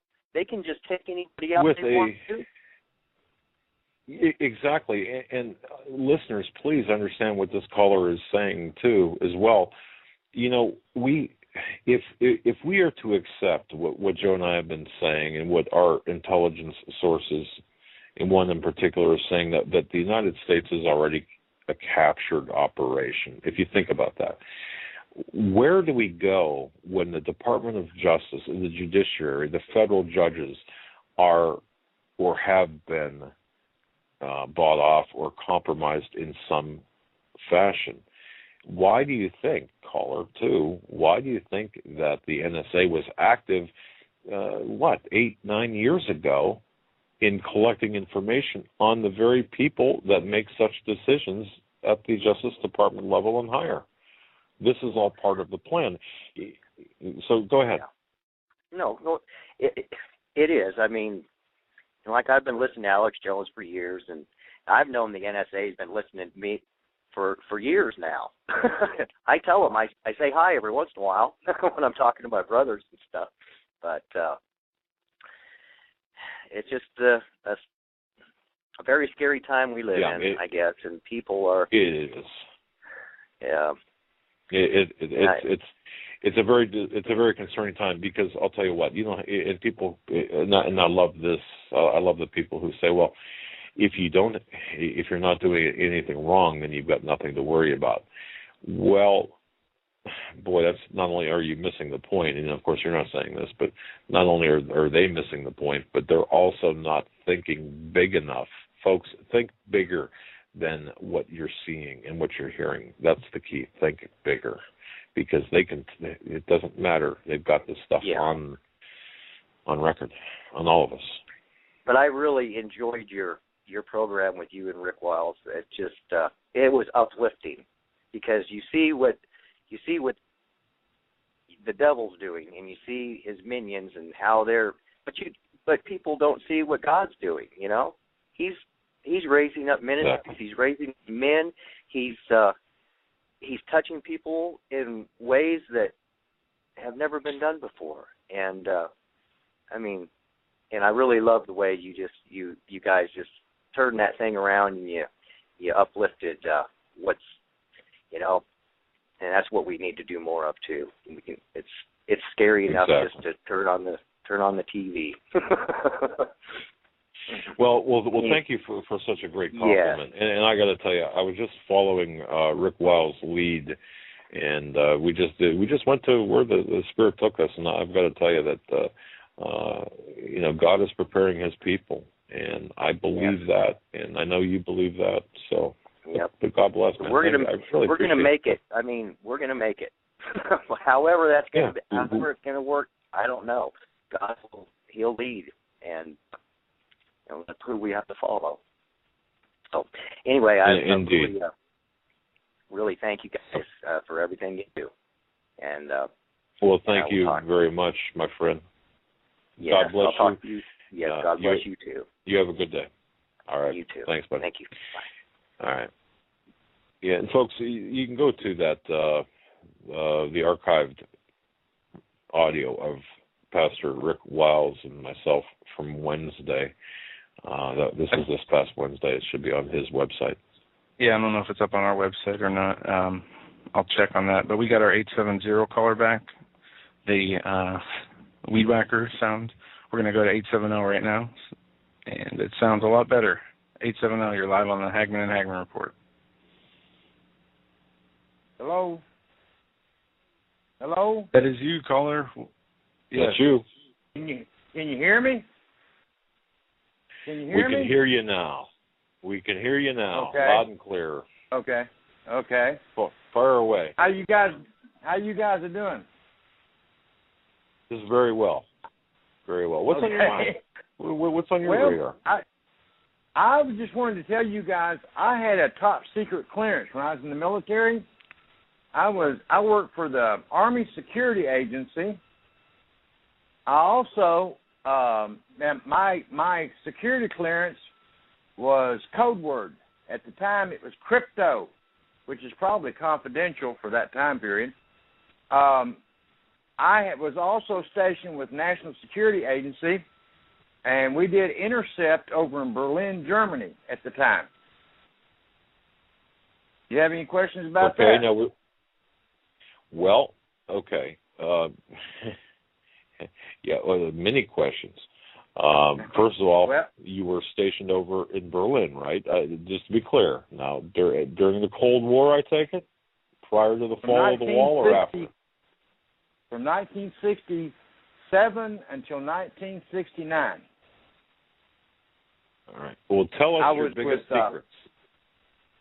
I got lots of them. The National Security Agency came in one day, and they put a 1-inch tape in our facility, and that was so that they could capture every single voice intercept from East Germany and the Russians from, 24/7. And then once a day, we would take that huge tape and send it over to National Security Agency. Right. I would then go. I went from the National Security Agency to Fort Meade, Maryland, and I was there for a little while. Got to meet a lot of the analysts. And I will say this: at the time that I was in the military, they were 10 years ahead of us here in the civilian world.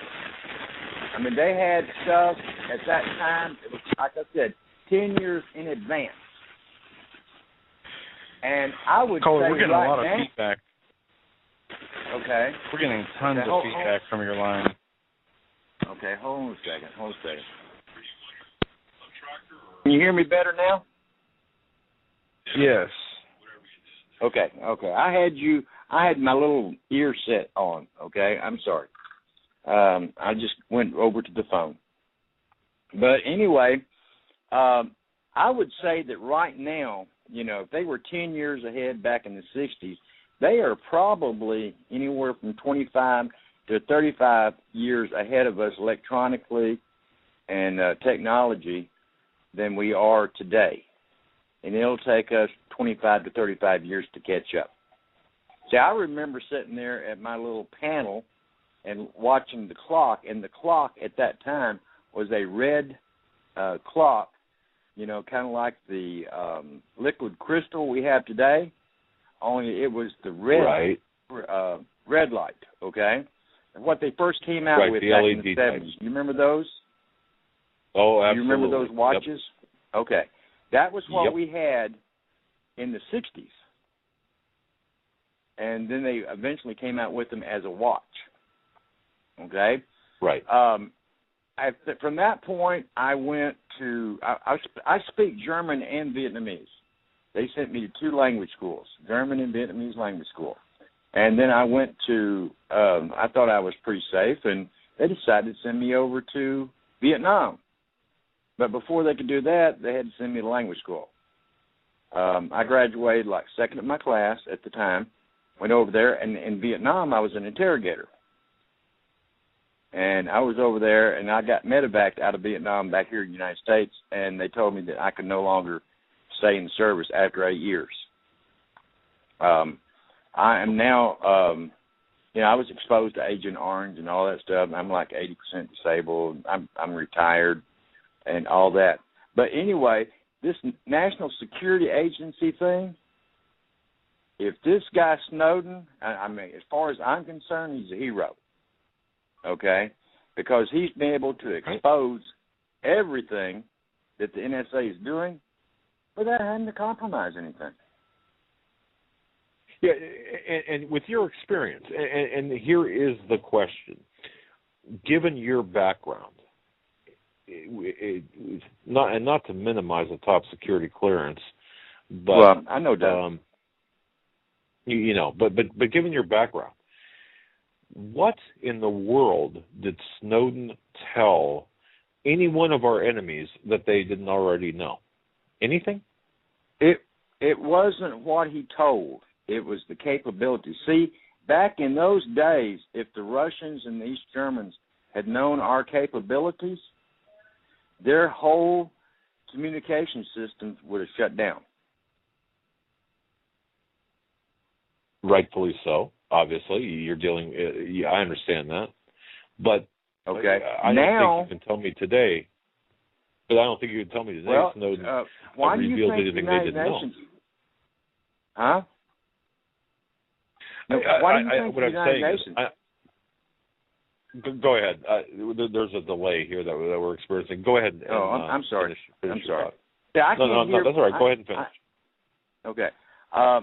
The United Nations is trying now to reintroduce what they tried a few months back, and that is control of the World Wide Web, which is not hard to do because a lot of these goes into service into every country, and you can have a button, and a lot of people don't know this, but you can have a button that will shut it down. The Chinese do it all the time. North Koreans do it all the time.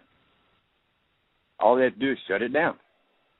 And if the United Nations had this ability to shut it down, that would curtail the NSA and their ability to get all this communication worldwide. See, the NSA, this original charter, was outside the United States. It was not here in the United States. The people, our Constitution is supposed to, our Second, Third, and Fourth Amendment rights are being violated by the NSA now. Exactly. So what do we do about it? We're the only ones who can do anything about it. And the thing is, see, as good as the WWW is, unless we can use it to organize something to go against our elected officials, they're not going to listen. They have some kind of You're exactly right. They have some kind of algebraic formula. They get one person who calls in to the Congress or the Senate, then they'll say, okay, that means there's 1,500 people or 2,000 people or however many people who they want to us to do something. But if they don't get anybody calling in, they're not going to do anything. Now, if everybody gets together, and let's just say the Christians, of course, I'm born-again Christian, okay? But let's say the Christians organize, which, we better be doing something pretty quick. Then, and we organize, and let's say 500,000, 500,000 people, or 1 million people march onto the mall of Washington, D.C. They'll listen. But if we don't do it, they're not going to listen. You're absolutely correct, my friend. That's the only way we're going to get their attention. That's the only way we're going to get their attention. we're going to have to cut the call because we're having technical difficulties here. Thank you for calling. God bless you. The break. Yes. Yeah. God bless you. Sorry about the delay in that call there. But holding the representatives accountable, this is my thing. If they're not accountable to the Lord, to their families, what makes people think that a bunch of citizens gathering together could make a difference on that? And I'm not trying to be negative. I'm just trying to look at it from another side. These people have an allegiance to something they're much more afraid of than the American people. These people, to get in the positions of power they're at now, obviously had to put up some kind of offering. Their family, I mean, they know if they go the wrong way, they're putting a lot at risk in their own personal lives. I'm not saying that's an excuse for their behavior, but what good is a bunch of citizens yelling at them, marching up their steps going to do when they don't fear the people as they should? The reason they don't fear, but let me go the opposite, or let me take a different approach here. The reason that they don't fear the American people is they have not experienced a million-man angry march, or a million-man march, not angry, just, well, when I say angry, I'm talking about righteous anger, having that passion. Maybe it's not anger, maybe it's passion, to say, you know what, you guys are ruining our country. We're facing an immigration bill, which we're going to cover next week quite a bit, and I'll be writing about it this weekend. It's 844 pages. It has a lot of compromises in it. And within this immigration bill, you're going to see alliances in Congress form. And the reason I'm mentioning this now is because what this intends to do is to further erode the United States from within. And you've got people from both parties. You've got these conservatives that are put on pedestals and saying, oh, these are our people. And then you've got the progressives that are tied together in this immigration bill. Folks, if this immigration bill passes in its current form, or any form for that matter, without any type of restraint, our country is going to even go further down the abyss. But we're going to get into that next week. But I understand what you're saying, Joe. However, to do nothing is to acquiesce, in my view. No, I agree. But, doing nothing is a lot different from the millions of ways you can do something proactively. Right. Well, without putting your life in danger, per se. Well, I think it's about time we put our lives in danger. I think it's about time. I think we need to do that. If assembling, okay, wait a second. If assembling, a peaceable assembly is putting your life in danger? Well, that's different from a peaceable assembly. I'm talking about people, kind of angry, marching. That's okay, I corrected myself. A peaceful assembly, a peaceful assembly of people coming together for the freedoms of each other. I can see that as being okay. That would be something that could have an effect. But I suppose, when you start talking about armed revolutions on, and I'm not saying I'm not saying anybody. No, I know. But that takes on a whole different meaning when you start getting into that territory. But we're up against the top of the hour break. We're going to be back with another hour of your calls right after this, so stay with us. You're listening to the Hagmann and Hagmann Report this Friday, first day of summer, June 21st, 2013. And welcome back, ladies and gentlemen, to our third and final hour of this Friday edition, June 21st, first day of summer, as we are kicking off this summer. With this Sunday, we're having a special broadcast again with Steve Quayle and Pastor Langford, and I will not be here, sadly. I will be listening as much as I can. My dad will be here, of course. But I'll be holding down the fort. Yeah, my one-year wedding anniversary is this weekend, which just kind of, I don't know where that year went, but I will be in a secret location without access to my computer, and just enjoying some relaxing time. But this Sunday, 9 p.m. You go ahead and email me, and I could tell you where you can harass him at. So, with that, we're going to go back to the phones. We're going to go to Vernon. Vernon, it's been a while since we heard from you. How are you doing, sir? Not bad, sir, and yourself. It's good to hear from you, too.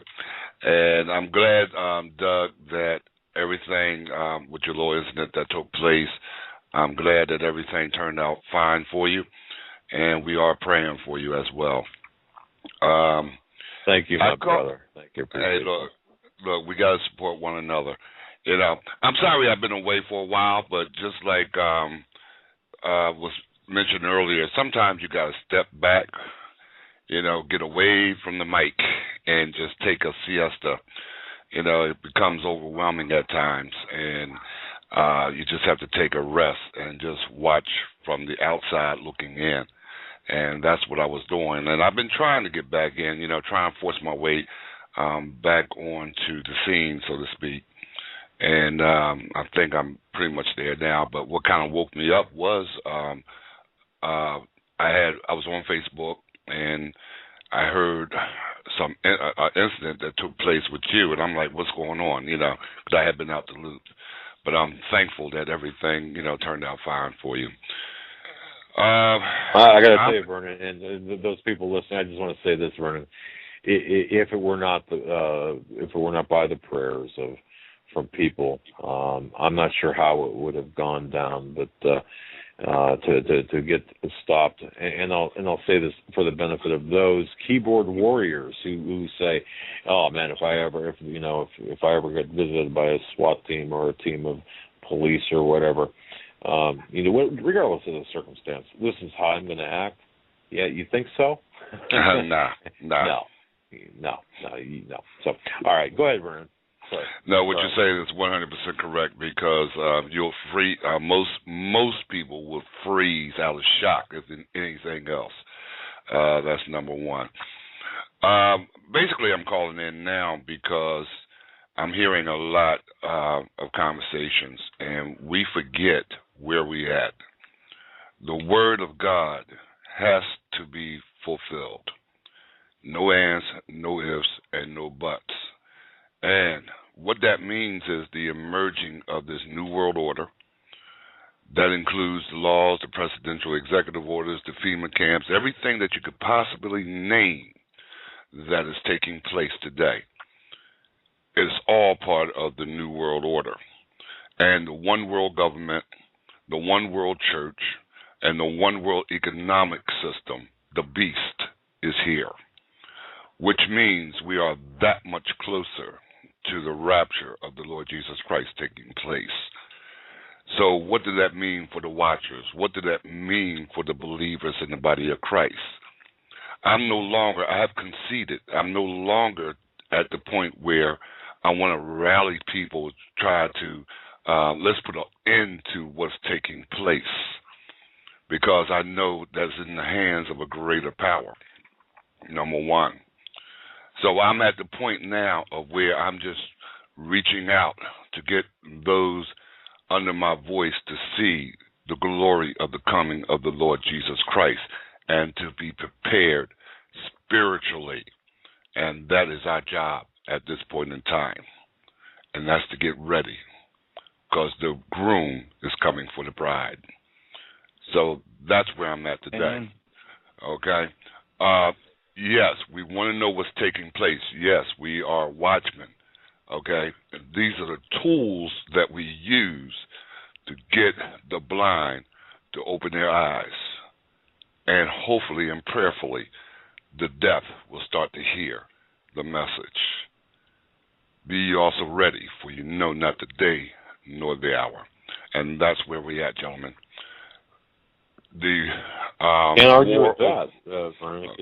Yeah, can't argue with that. You're right on the money. We don't know the day or the hour, and we should live our lives that way, because exactly. We're not promised tomorrow.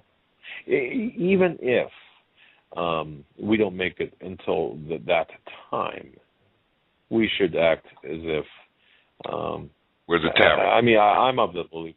Yeah, look, I'm of the belief that if I lay my head on my pillow tonight, and I've done everything, and believe in salvation, eternal salvation, believe in our Lord and Savior, and if my soul is taken tonight, you're ready. I'm not sure the point I was trying. Yeah, exactly. So You're ready. let's live our. Yeah, I mean, let's live our lives as if every day you wake up. Thank God that you're alive. Exactly. Really, because it's a gift. It's a gift. Well, that's why I do my gospel program on Sunday mornings. The moment I lift my head from the pillow, thank you, Lord, because you was graceful enough to allow me to see another day. I heard the birds chirp. To you, I give the glory, the honor, and the praise, and the thanksgiving. Okay, and I add thanksgiving because all too often, we as saints even do not thank the Lord Jesus enough. We have our entire existence to thank to him. So that's why I do my gospel program. I do the conspiracy files because, wow, I'm seeing Bible prophecy unfold right before my very eyes. And I have to share this, because when I see it, I understand what Martin Luther King meant when he said, my eyes have seen the glory of the coming of the Lord Jesus Christ. Bible prophecy is unfolding before my very eyes, and before God's word fail, the rocks have to cry out. So God's word is not going to fail. And that's where we're at. Prophecy is about to unfold in a miraculous way. When you're talking about something is coming, it said that the young shall dream dreams and the old shall have visions, or maybe I had that backwards. It's happening. Prophecies are coming forth that something traumatic is about to take place. That's prophecies. And then the intel information that you gentlemen put together. Something is about to take place. Then the word of God, something is about to take place. And that something is the kingdom of God is at hand. And what we need to do is Vernon, reach out souls. Exactly. And let me say this. I got this from Pastor David Wilkerson's book. In fact, you can get this book from Pastor Pastor David Langford's website. I just had a senior moment there. It's called God's Plan for the Coming Depression. But he says here this. I believe that God never hides any important matter from his precious children. And if he's going to warn us about a coming storm, we can be sure he won't leave us living in constant fear and dread. No loving father treats his children that way, and our Heavenly Father is more loving than any. So the truth is, he's ready and willing to supply us with his divine wisdom and guidance. But our problem is we don't want to hear any biblical spiritual solutions. We want secular, worldly wise answers to our problems. And well, should we invest in gold, silver? What should we do? So we're still holding on to this world. You got to let go. That's right. And let God. He said to stand still. He said, stand still and know that I'm God. When Moses reached his hands out, it was God who parted that Red Sea. Moses stood still. And that's what we have to do. The story of Job. And that takes faith. That takes faith. Yep. The story of Job, my favorite character in the Bible. He held on. Everyone tried to get him to turn his back on God. And even his wife, he told his wife, said, hey, you speak like a foolish woman. We're supposed to be like Job. We're supposed to stand still and know that he's God. The whole time, we're to seek and preach and teach what thus saith the Lord thy God. And that's our job. Amen. Okay? And with that, I'm not going to hold up the phone lines. I just want to add one thing, if I may. We're at a point in time when we need to pray. Some of you already know I had started a conference room on Monday morning at 11 o'clock a.m. Eastern Standard Time. I'll put the link in the room one more time. Okay. All prayer warriors, give the Lord 1 hour with us. You don't have to come into the room. Wherever you are, if you can't attend live with us, let it be known that you stand with us in prayer for 1 hour.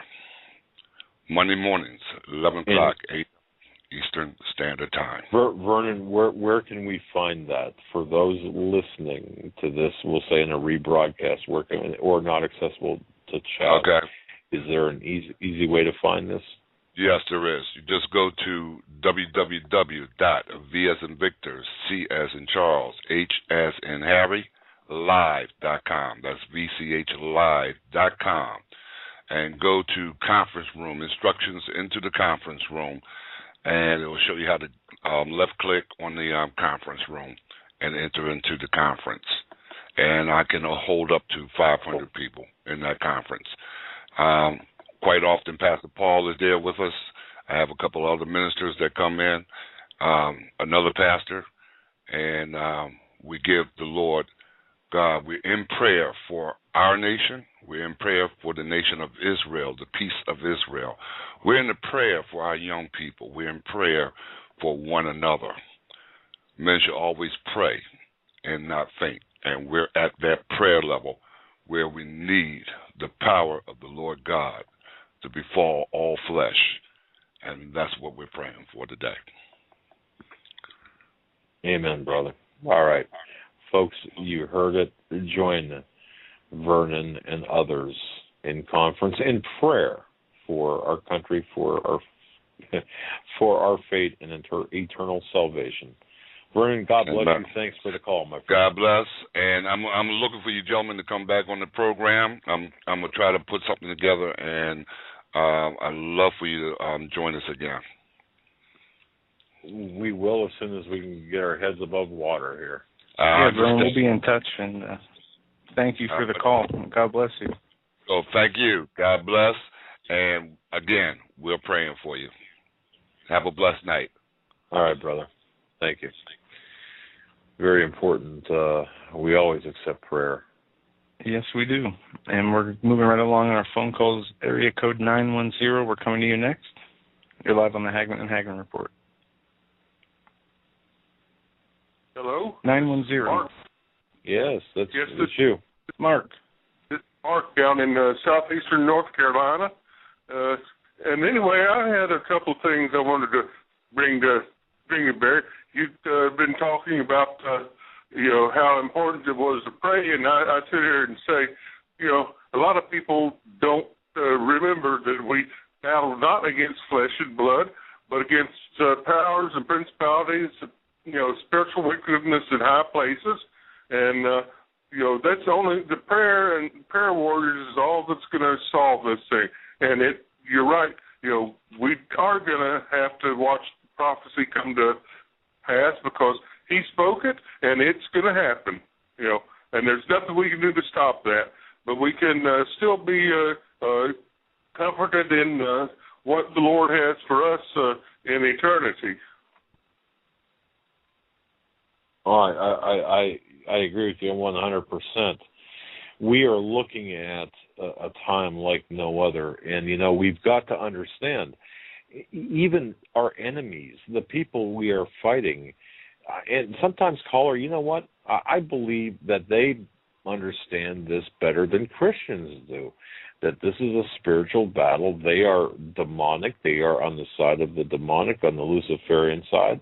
They know perhaps the Bible better than many Christians and pervert the word to use it against the Christians. And the only way we can fight that is spiritually, which is why, by the way, we're having these 5, this will be the third, I believe, of 5 successive Sunday programs that, to fight this, to take this to the spiritual, take the fight to the spiritual realm. But you're right. You're 100% right. You know, the other day you had Mr. Buckman on, and you brought up to mind about how you weren't, you had to make sure that you were in unison with your wife, and it brought to mind my scripture over in 2 Corinthians 6:14, where it says, "Be not unequally yoked with unbelievers." Now, on the topic you were talking about on the spiritual side and unbelievers so far as Jesus is, but you have to be careful who you're yoked with, even on the natural side, where they actually believe, because you can't walk together and be going in different directions. Exactly. Now, that doesn't mean, however, to abandon your wife and your family. What it means is to lovingly attempt to guide them, right? I mean, guide them as the leader of your family toward that belief in unison. Right direction, and then allow them to make their own mind up. So you be there to provide that steering force, the rudder, as it is. Exactly. Be the rudder. Exactly. Be the rudder of your family, and it takes patience. It takes not tolerance. It takes patience and time. It takes understanding. It takes loving understanding. And sometimes I use the phrase, perhaps this is not the most appropriate way of saying it. It's like being slapped with a velvet glove. You've got to kind of wake the other person up, with love, but not forcibly, but with urgency, I suppose is the way to say it. You have to take awake and blow the trumpet in Zion, sound the alarm on the holy hill. Right, exactly. Boy, truer words never spoken, and it's so important because we're seeing such a division. And again, this is table talk now. This is kitchen table talk. We're seeing such a division among families, and there's a very big stressor here when you're not on the same page. And I get emails on a daily basis. My wife isn't on board. My husband isn't on board. My family has disowned me because of what I'm trying to tell them to prepare for. The emails, caller, are increasing in number, in frequency. And I see this both as a problem, but as kind of a good thing, because I can see people waking up. But we all wake up at different times. But let's help others within our realm of influence wake up.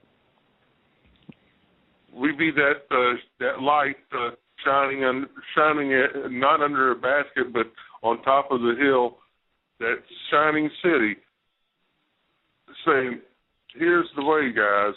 We drive the darkness away in our little sphere of influence as much as we can, and just allow them to see that path that the Lord has laid before us."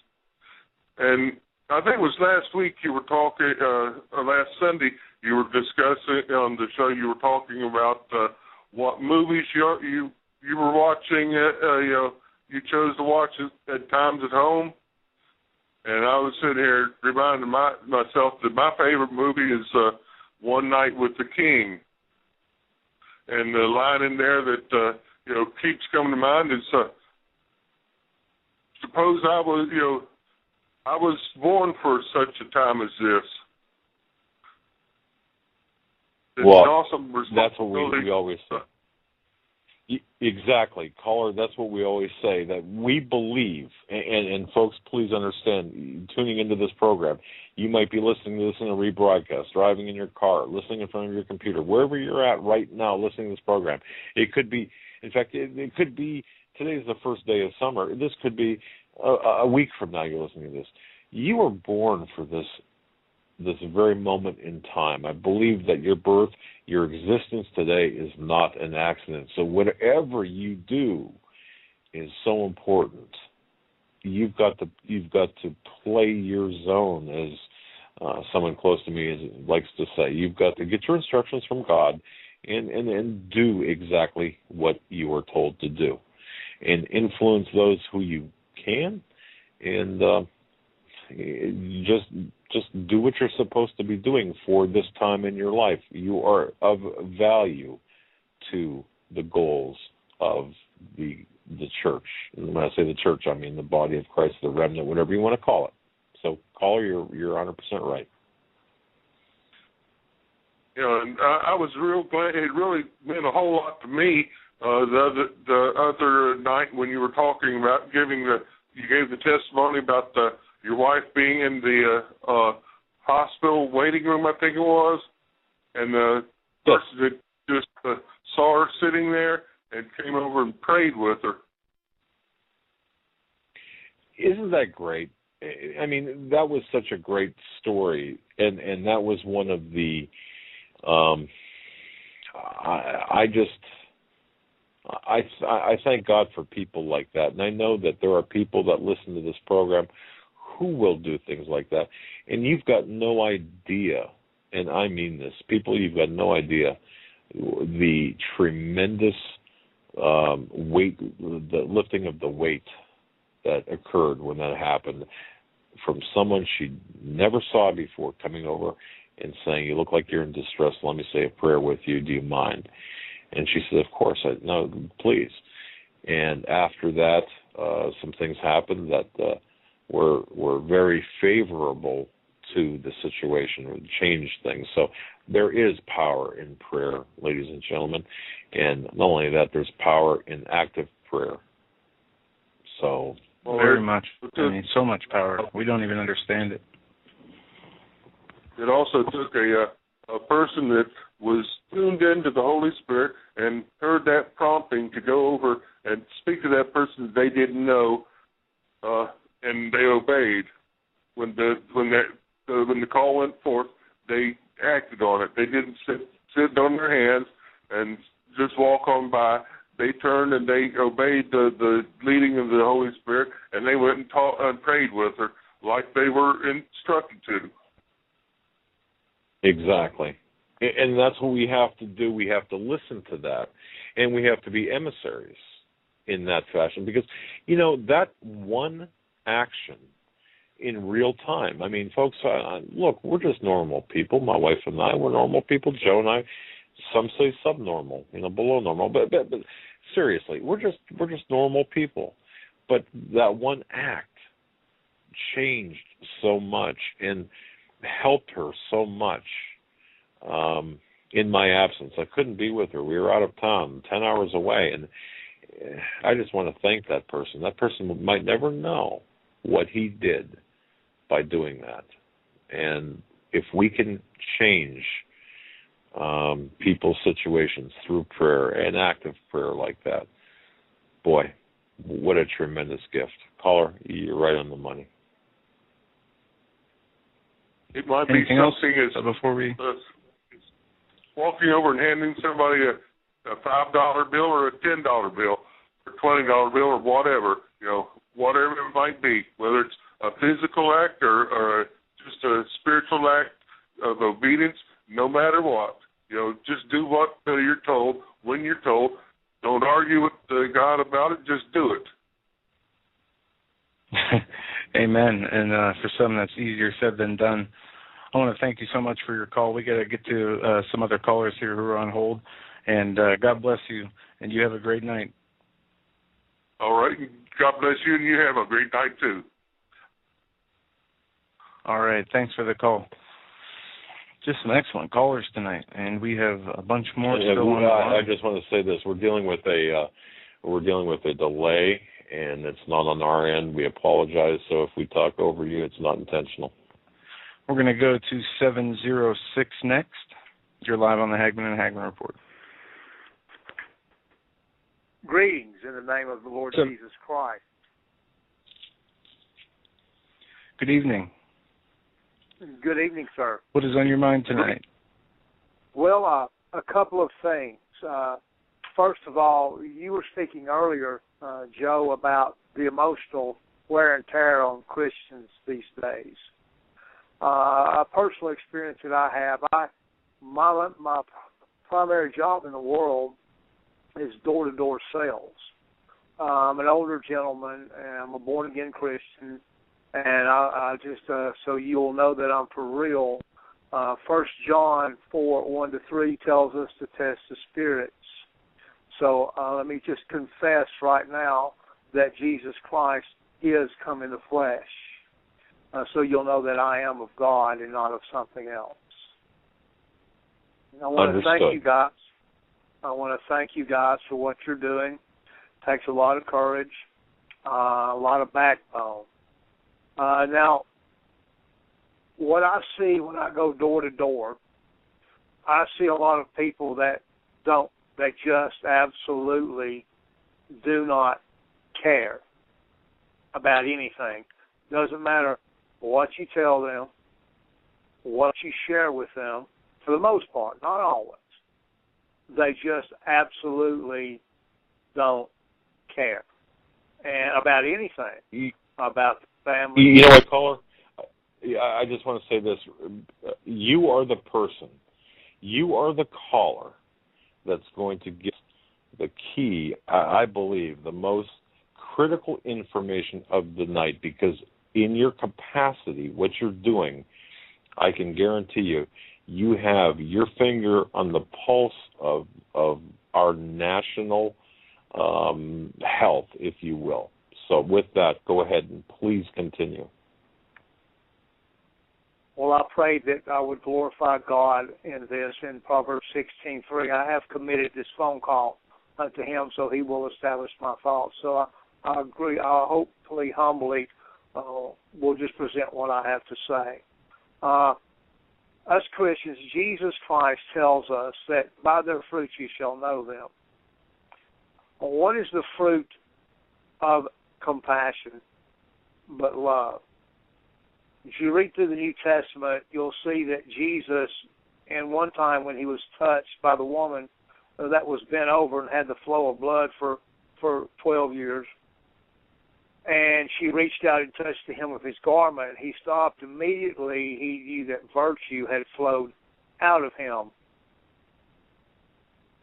That was a time that Christ was moved. It specifically shows in the scriptures that he was moved. He felt a movement of something in him. If you'll read when Jesus was in the desert, just prior to the feeding, the multiplication of the loaves and the fishes, and the multitude, the masses, thousands of people had followed him in the desert for 3 days, seeking to be healed, to have their demons cast out. And they were there for 3 days out in the middle of the desert, and then Jesus says, time to send them home. And the disciples, the apostles are looking at each other saying, but they're going to faint if they leave home. They're 3 days out. And Jesus says, well, what do we have to feed them? And they said nothing. And Jesus looks at this multitude of people seeking him, milling around, thousands of people. Can you imagine? Thousands of people. And what does the Scripture say? The Scripture say he was moved with compassion. Wow. That set the stage for one of the greatest miracles, the most well-known miracles of the entire Bible, the feeding of the multitudes. When Satan wants more than anything to destroy our compassion for people, because we're told to love one another. That's how we know each other, Jesus said, how the brethren know each other, to love one another. Not to bicker and snap at each other, but to love one another. He tells us, Jesus says, to pray for those that would spitefully use you, bless those that curse you, and love those that hate you. I mean, that is difficult to do in these days when you look at all the various things coming against us. But like the brother said, Vernon, we're in spiritual warfare. We're not, the enemies are the spirits behind these people. One of the most caller, if I can ask you, because you are in touch with so many people on a daily basis and a weekly basis and cumulatively, do you see what do you see in people today? Do you see the good? Do you see the? I mean, are we overtaken by this moral bankruptcy and spiritual bankruptcy, or are you seeing an awakening, or a little of both? What are you seeing? I'm seeing a lot of dead people, dead in their sins, dead in their eyes, dead in their life, just walking cases of flesh, with the life driven out of them. But I do see there is a remnant of Christians that still love, and you see the life in their eyes. Eyes are the windows to the soul, and again, the Lord has prepared a remnant. But here is one of the keys, and it's an overview. It's out of Matthew 24:12, and everybody's familiar with Matthew 24:12, the signs of the return of Christ and the end of the age. And this is what Jesus says: because of the abundance of iniquity or lawlessness, the love of many shall wax cold. And it's like the wax off of a candle that's burning. As it comes off the candle, it's warm, it flows, it's moving. It's beautiful as it comes down, but as it forms to the base or the flame goes out, just within minutes, it is just hard. Still beautiful on the outside, but it's hard and brittle and just breaks apart like that. And that's what many people are, especially in the church. They're beautiful on the outside, but inside they're cold and brittle. Their hearts have been destroyed by the destroyer. And so they just don't have love for anybody. And if judgment begins at the church, my goodness, how will it end for the unbeliever? That's such a great point you're making, and it's so right. It is. You see the anger and hostility that is just everywhere, believers and non-believers, and we're called to love not only each other but also our enemies. And if we can't even love each other, what hope do we really have? Exactly. And I confess, that I'm a new Christian. I'm only born again 6.5 years, January of 2007.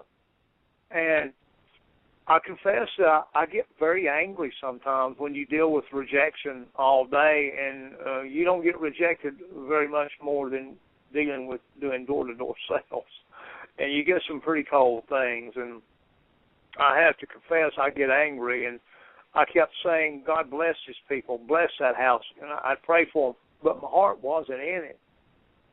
And I think I had a moment, close touch with God, when I just said, God, I'm just going to tell you exactly what I'm saying, and I used the words that I wanted to tell these people, and it wasn't some good language. And I confessed that to him, and he cleansed me of that unrighteousness and forgave me. And it was like a flood.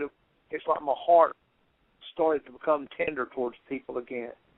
And I just wanted to, I pray that God is glorified. I pray that I've spoken something to somebody out there that's dealing with this, because we talk about this on these shows. We talk about the corruption. We talk about the lawlessness. We talk about the absolute unfathomable evil in the hearts of these people that are calling these shots, the stuff that's been talked about, and we can't comprehend for the life of us, because we don't have that spirit in us anymore. We can't comprehend the depth of their hatred for us.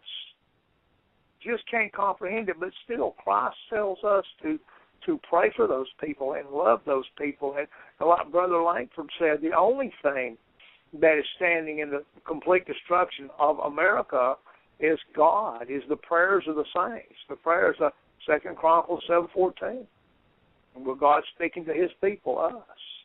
And that's one part. You're so right, caller. I've got to admit this. You know, during these recent trials upon trials upon trials upon trials and stresses, and nothing like what you would go through on a daily basis, but just kind of compact and compounded.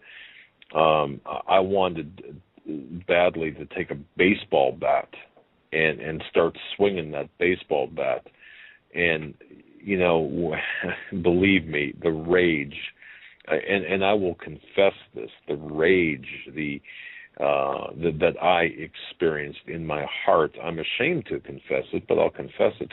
But I'll tell you what. You almost got us kicked out of the hotel. Yeah, that's another story. But you know, what calmed the waters of my heart was was prayer. I mean, that was the only thing that really did it, in the Bible and understanding. It's not an easy thing to deal with, caller. I mean, it's not an easy. And look, we're all human. We all have that trigger moment, that trigger point. But we cannot let that get the best of us. And I think you've said some very important things in your call here. Exactly. Thank you, brother, so much. That was the important thing that I wanted to say. And just real briefly, I'd like to address the Snowden thing with the NSA, if we have time. Go ahead. Okay. I have a different take on this. My opinion is still out on who this guy's operating for, whether he is operating out of a sense of justice, or is he an agent? Because this information, the metadata, revelation that the NSA is using metadata to analyze phone calls, that's nothing new. That's simply statistical analysis. And what's happening is that they take all the information, the phone numbers, and they run. It's an overall analysis of all the linked databases. They take the phone numbers, which are connected to everything anyway. You're known by your phone number. And then they take all this and they take the numbers that are connected and they will sort them. They'll connect that to the different databases. And so they know the numbers connected to buying patterns. Phone calls are made to, texts are made to. If you got a smartphone, you know, they're tracking you, movement and all that. So using various statistical overlays, the people that are running the metadata analysis can reveal the human connections, travel patterns, who you're communicating with electronically, who you're associating with, your memberships, because all that information is connected by your phone number to a large degree, who your employers are, your banks or criminal justice records. Basically, all human activity to a small detail is running. What I think is happening here, the NSA is setting up the framework for the mark of the beast infrastructure. And so it's just everything is flowing together to that. So when the infrastructure is in place, then it's just a matter of generating the proper crisis, such as a nuclear bomb going off in Syria or the United States, and then boom, we're there. So if you want to know if Snowden is for real, if you want to know if this is not a manufactured release of information, look at the fruit that comes from the crisis. Look at the legislation that's going to come from it. Look how swift this legislation has been ponied up and brought forth upon the revelation of what this man has done. It's been 2 weeks, right? 3 weeks at the most. And they've already got legislation of great detail. What comes out of it? It's when we look at the fruit, which is going to be the legislation that comes out of this quote crisis, we're going to know whether this man's for real or not, whether he is either a hero or he's just another guy that's being used to generate a reaction towards greater totalitarianism. Anyway, that's all I Interesting got to say. point. All right, my friend. God bless you. Thanks for the call. Interesting take on that. Interesting take. All right. Thank you, sir. Bye-bye. Very interesting take because we're looking at, it's been 2 weeks. I think 2 weeks. Yep, it's been... exactly 2 weeks tonight. Thursday. 2 weeks yesterday it has been. And I think Snowden's name came out after. Oh, the Snowden's name, yeah, that came out the day after the leak did come out. We got about 10 minutes left. We're going to squeeze in as many phone calls as we can. Let's go with the lightning round. 828, we're coming to you next. You're live on the Hagmann and Hagmann Report. Hi. Good evening. How are you? We have a really bad connection. If you're using a cell phone, can you just move a little bit so we can get a better signal? How's it? A little better. You're cutting in and out. Go ahead. Let's give it a try. What's up?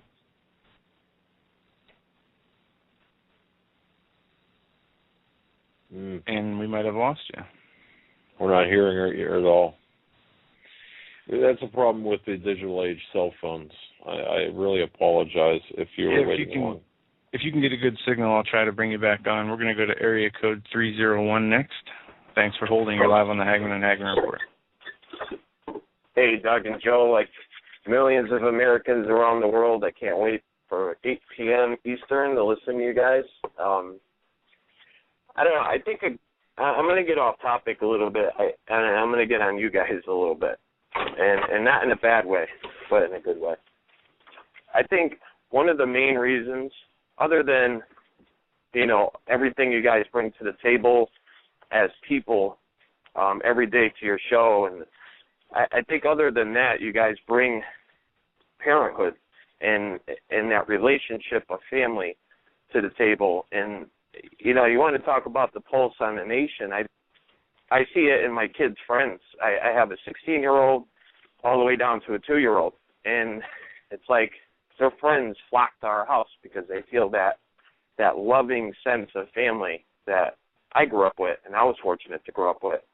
But that's one of the main things that's really, I think, destroying America. I mean, yeah, you can say it's the Bilderbergs and the shadow governments and all this other stuff, but at the same time, just the family as a whole is losing a lot of its soul, so to speak. I mean, you don't have the father figure in the house.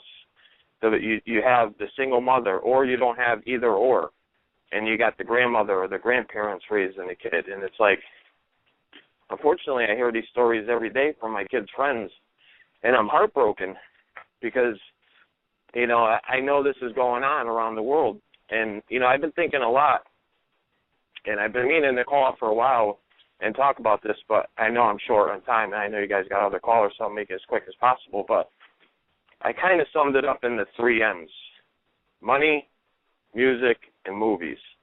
And with everything I just said, the lack of father figure, the lack of parenting, or whatever, I think that's where music moves in, and that's where the movies move in. And then obviously money has a whole range of ill effects that come along with it, greed and crime, and yeah, there's some good things, but with the music and the movies, I heard a caller last night. I don't want to put her name out there, but I'm sure everybody who listens to the show every day knows who I'm talking about, said that she sort of lost her sons to the hip-hop culture, which I call the hip-hop cult. But, I was that son for my mother, who was a Christian, and she lost me, and I got involved in that whole thing. And it's terrible. It makes kids talk certain ways. It's like, oh, yeah, we're a hip-hop nation. No, you're a hip-hop cult because you don't preach goodness. You don't preach godliness. You don't preach Jesus. You preach selling drugs and defiling women, and women listen to it, and they think it's okay. And, I got my 12-year-old girl telling me stories that she's hearing kids having sex already at 12 years old. And that's one thing wrong. But sorry, I didn't mean to interrupt you. I just want to say one thing that bothers me are these entertainers and people in Hollywood and the sporting world that have all this money and have an ability, a voice to speak out to do good, and yet they'd use it for the opposite purposes. Absolutely. You know, and then they win an award and they say, oh, I want to thank God. Well, what God are you thanking? The God of this world? You know, the one who took his gifts that God gave him when he casted them out of heaven and used it for all his evil purposes. And I think this topic gets slid under the rug because it touches every single person that listens to this show and just everybody in general. Because you hear that song that makes you tap your foot, and you're like, oh, I love that song. And then you find out, you know, you start listening to the lyrics, and you're like, whoa, wait a second. And then you find out where they got their name from. I mean, you could do a study on music, and it'll take you a week, you know, to talk about it every day. But it's so important because it affects these kids. And in my generation and in my situation, and I think in that caller situation, in my mother's situation, I feel like hip-hop and rap is like the father to the fatherless nation or the parent to the parentless nation. And unfortunately, it sounds twisted and it sounds messed up. You know, you get people, because I'm mid-30s, you get people, you know, late 40s, mid-50s are like, oh, rap is terrible, and I don't even want to hear it, and that's great. But you know what? Kids in my generation and younger, they live for it, and it's so terrible. Exactly. And it's a movie. Let me ask you a question, caller. Is your mother still alive, and do you talk to her? Well, no, that's what I wanted to get to. So now, fortunately, you know, I ended up having kids. I wised up. You know, I got out of the game. I got all that whole mess. I started going back to church again, and I lived in Maryland while my mom lived in Connecticut, and I went up to visit her. And the last thing she said to me was how proud she was that I stopped listening to all that music, and how happy she was I got promoted. And you know, then I go back home, and 2 days later I get a call. She's in the emergency room. I fly back up, and she passed away. So if it's a message to her two sons, it is this: you never know. You never know when you got that caring person that'll do anything for you 1 minute, and she's gone the next. You should take advantage of every second you have with your mother and your father. And you guys got a good thing going. You got a good father-son relationship. It's something I never had. And, you know, I'm sure there's some people listening right now that didn't have that relationship. And I think that's why, another reason why people cling to the show, because they love you guys. You know, even when you guys have your little fights or tiffs, not even fights, but little tiffs, like every parent does, it draws them in because it's like, you know what, I had that with my son, or I had that with my father. And it's unique. And to me, that's reality, not Kim Kardashian. I just wanted to, excuse me, I just want to thank you guys for everything you do. Appreciate it. Well, thank you for the wonderful call, and you're right. We should be exposing the things that are going on in the music world more. And I do plan on, we do plan on doing shows exposing New Age tactics and the tools of Satan, I would say, that are of the world or in the world that are used to grab people, and not just grab their mental attention, but it grabs their soul in the process. Yeah, and caller, if I can just interject this, because I know we're short on time, just understand one thing, caller. The words that the last words that your mom spoke to you, the pride that she felt, the emotion that was behind those words, you take comfort and you take pride in those words for doing for her what she wanted to see done for you. In other words, you took action, and know that she is proud of you today. Believe me. I mean, I've gone through this personally, and I understand it. And know that, sir, you have you did your mom proud, and just take solace in that. Thank you very much, guys. All right. God bless you, my friend. All right, you too. And it looks like we're going to, we got 2 minutes left Don't really have time for more callers. We should just end the show with that last caller. Yeah, I just want to say this. There's a lot of people out there who are right now, they're looking for answers. They're looking for the truth. They're looking for places to go. Folks, don't feel alone, because what we try to offer is information. You can get information at websites, at different portals, web portals, websites, whatever you want. But what we try to do is personalize it, tailor it to what you're going through. Look, we know. We're a family. We try?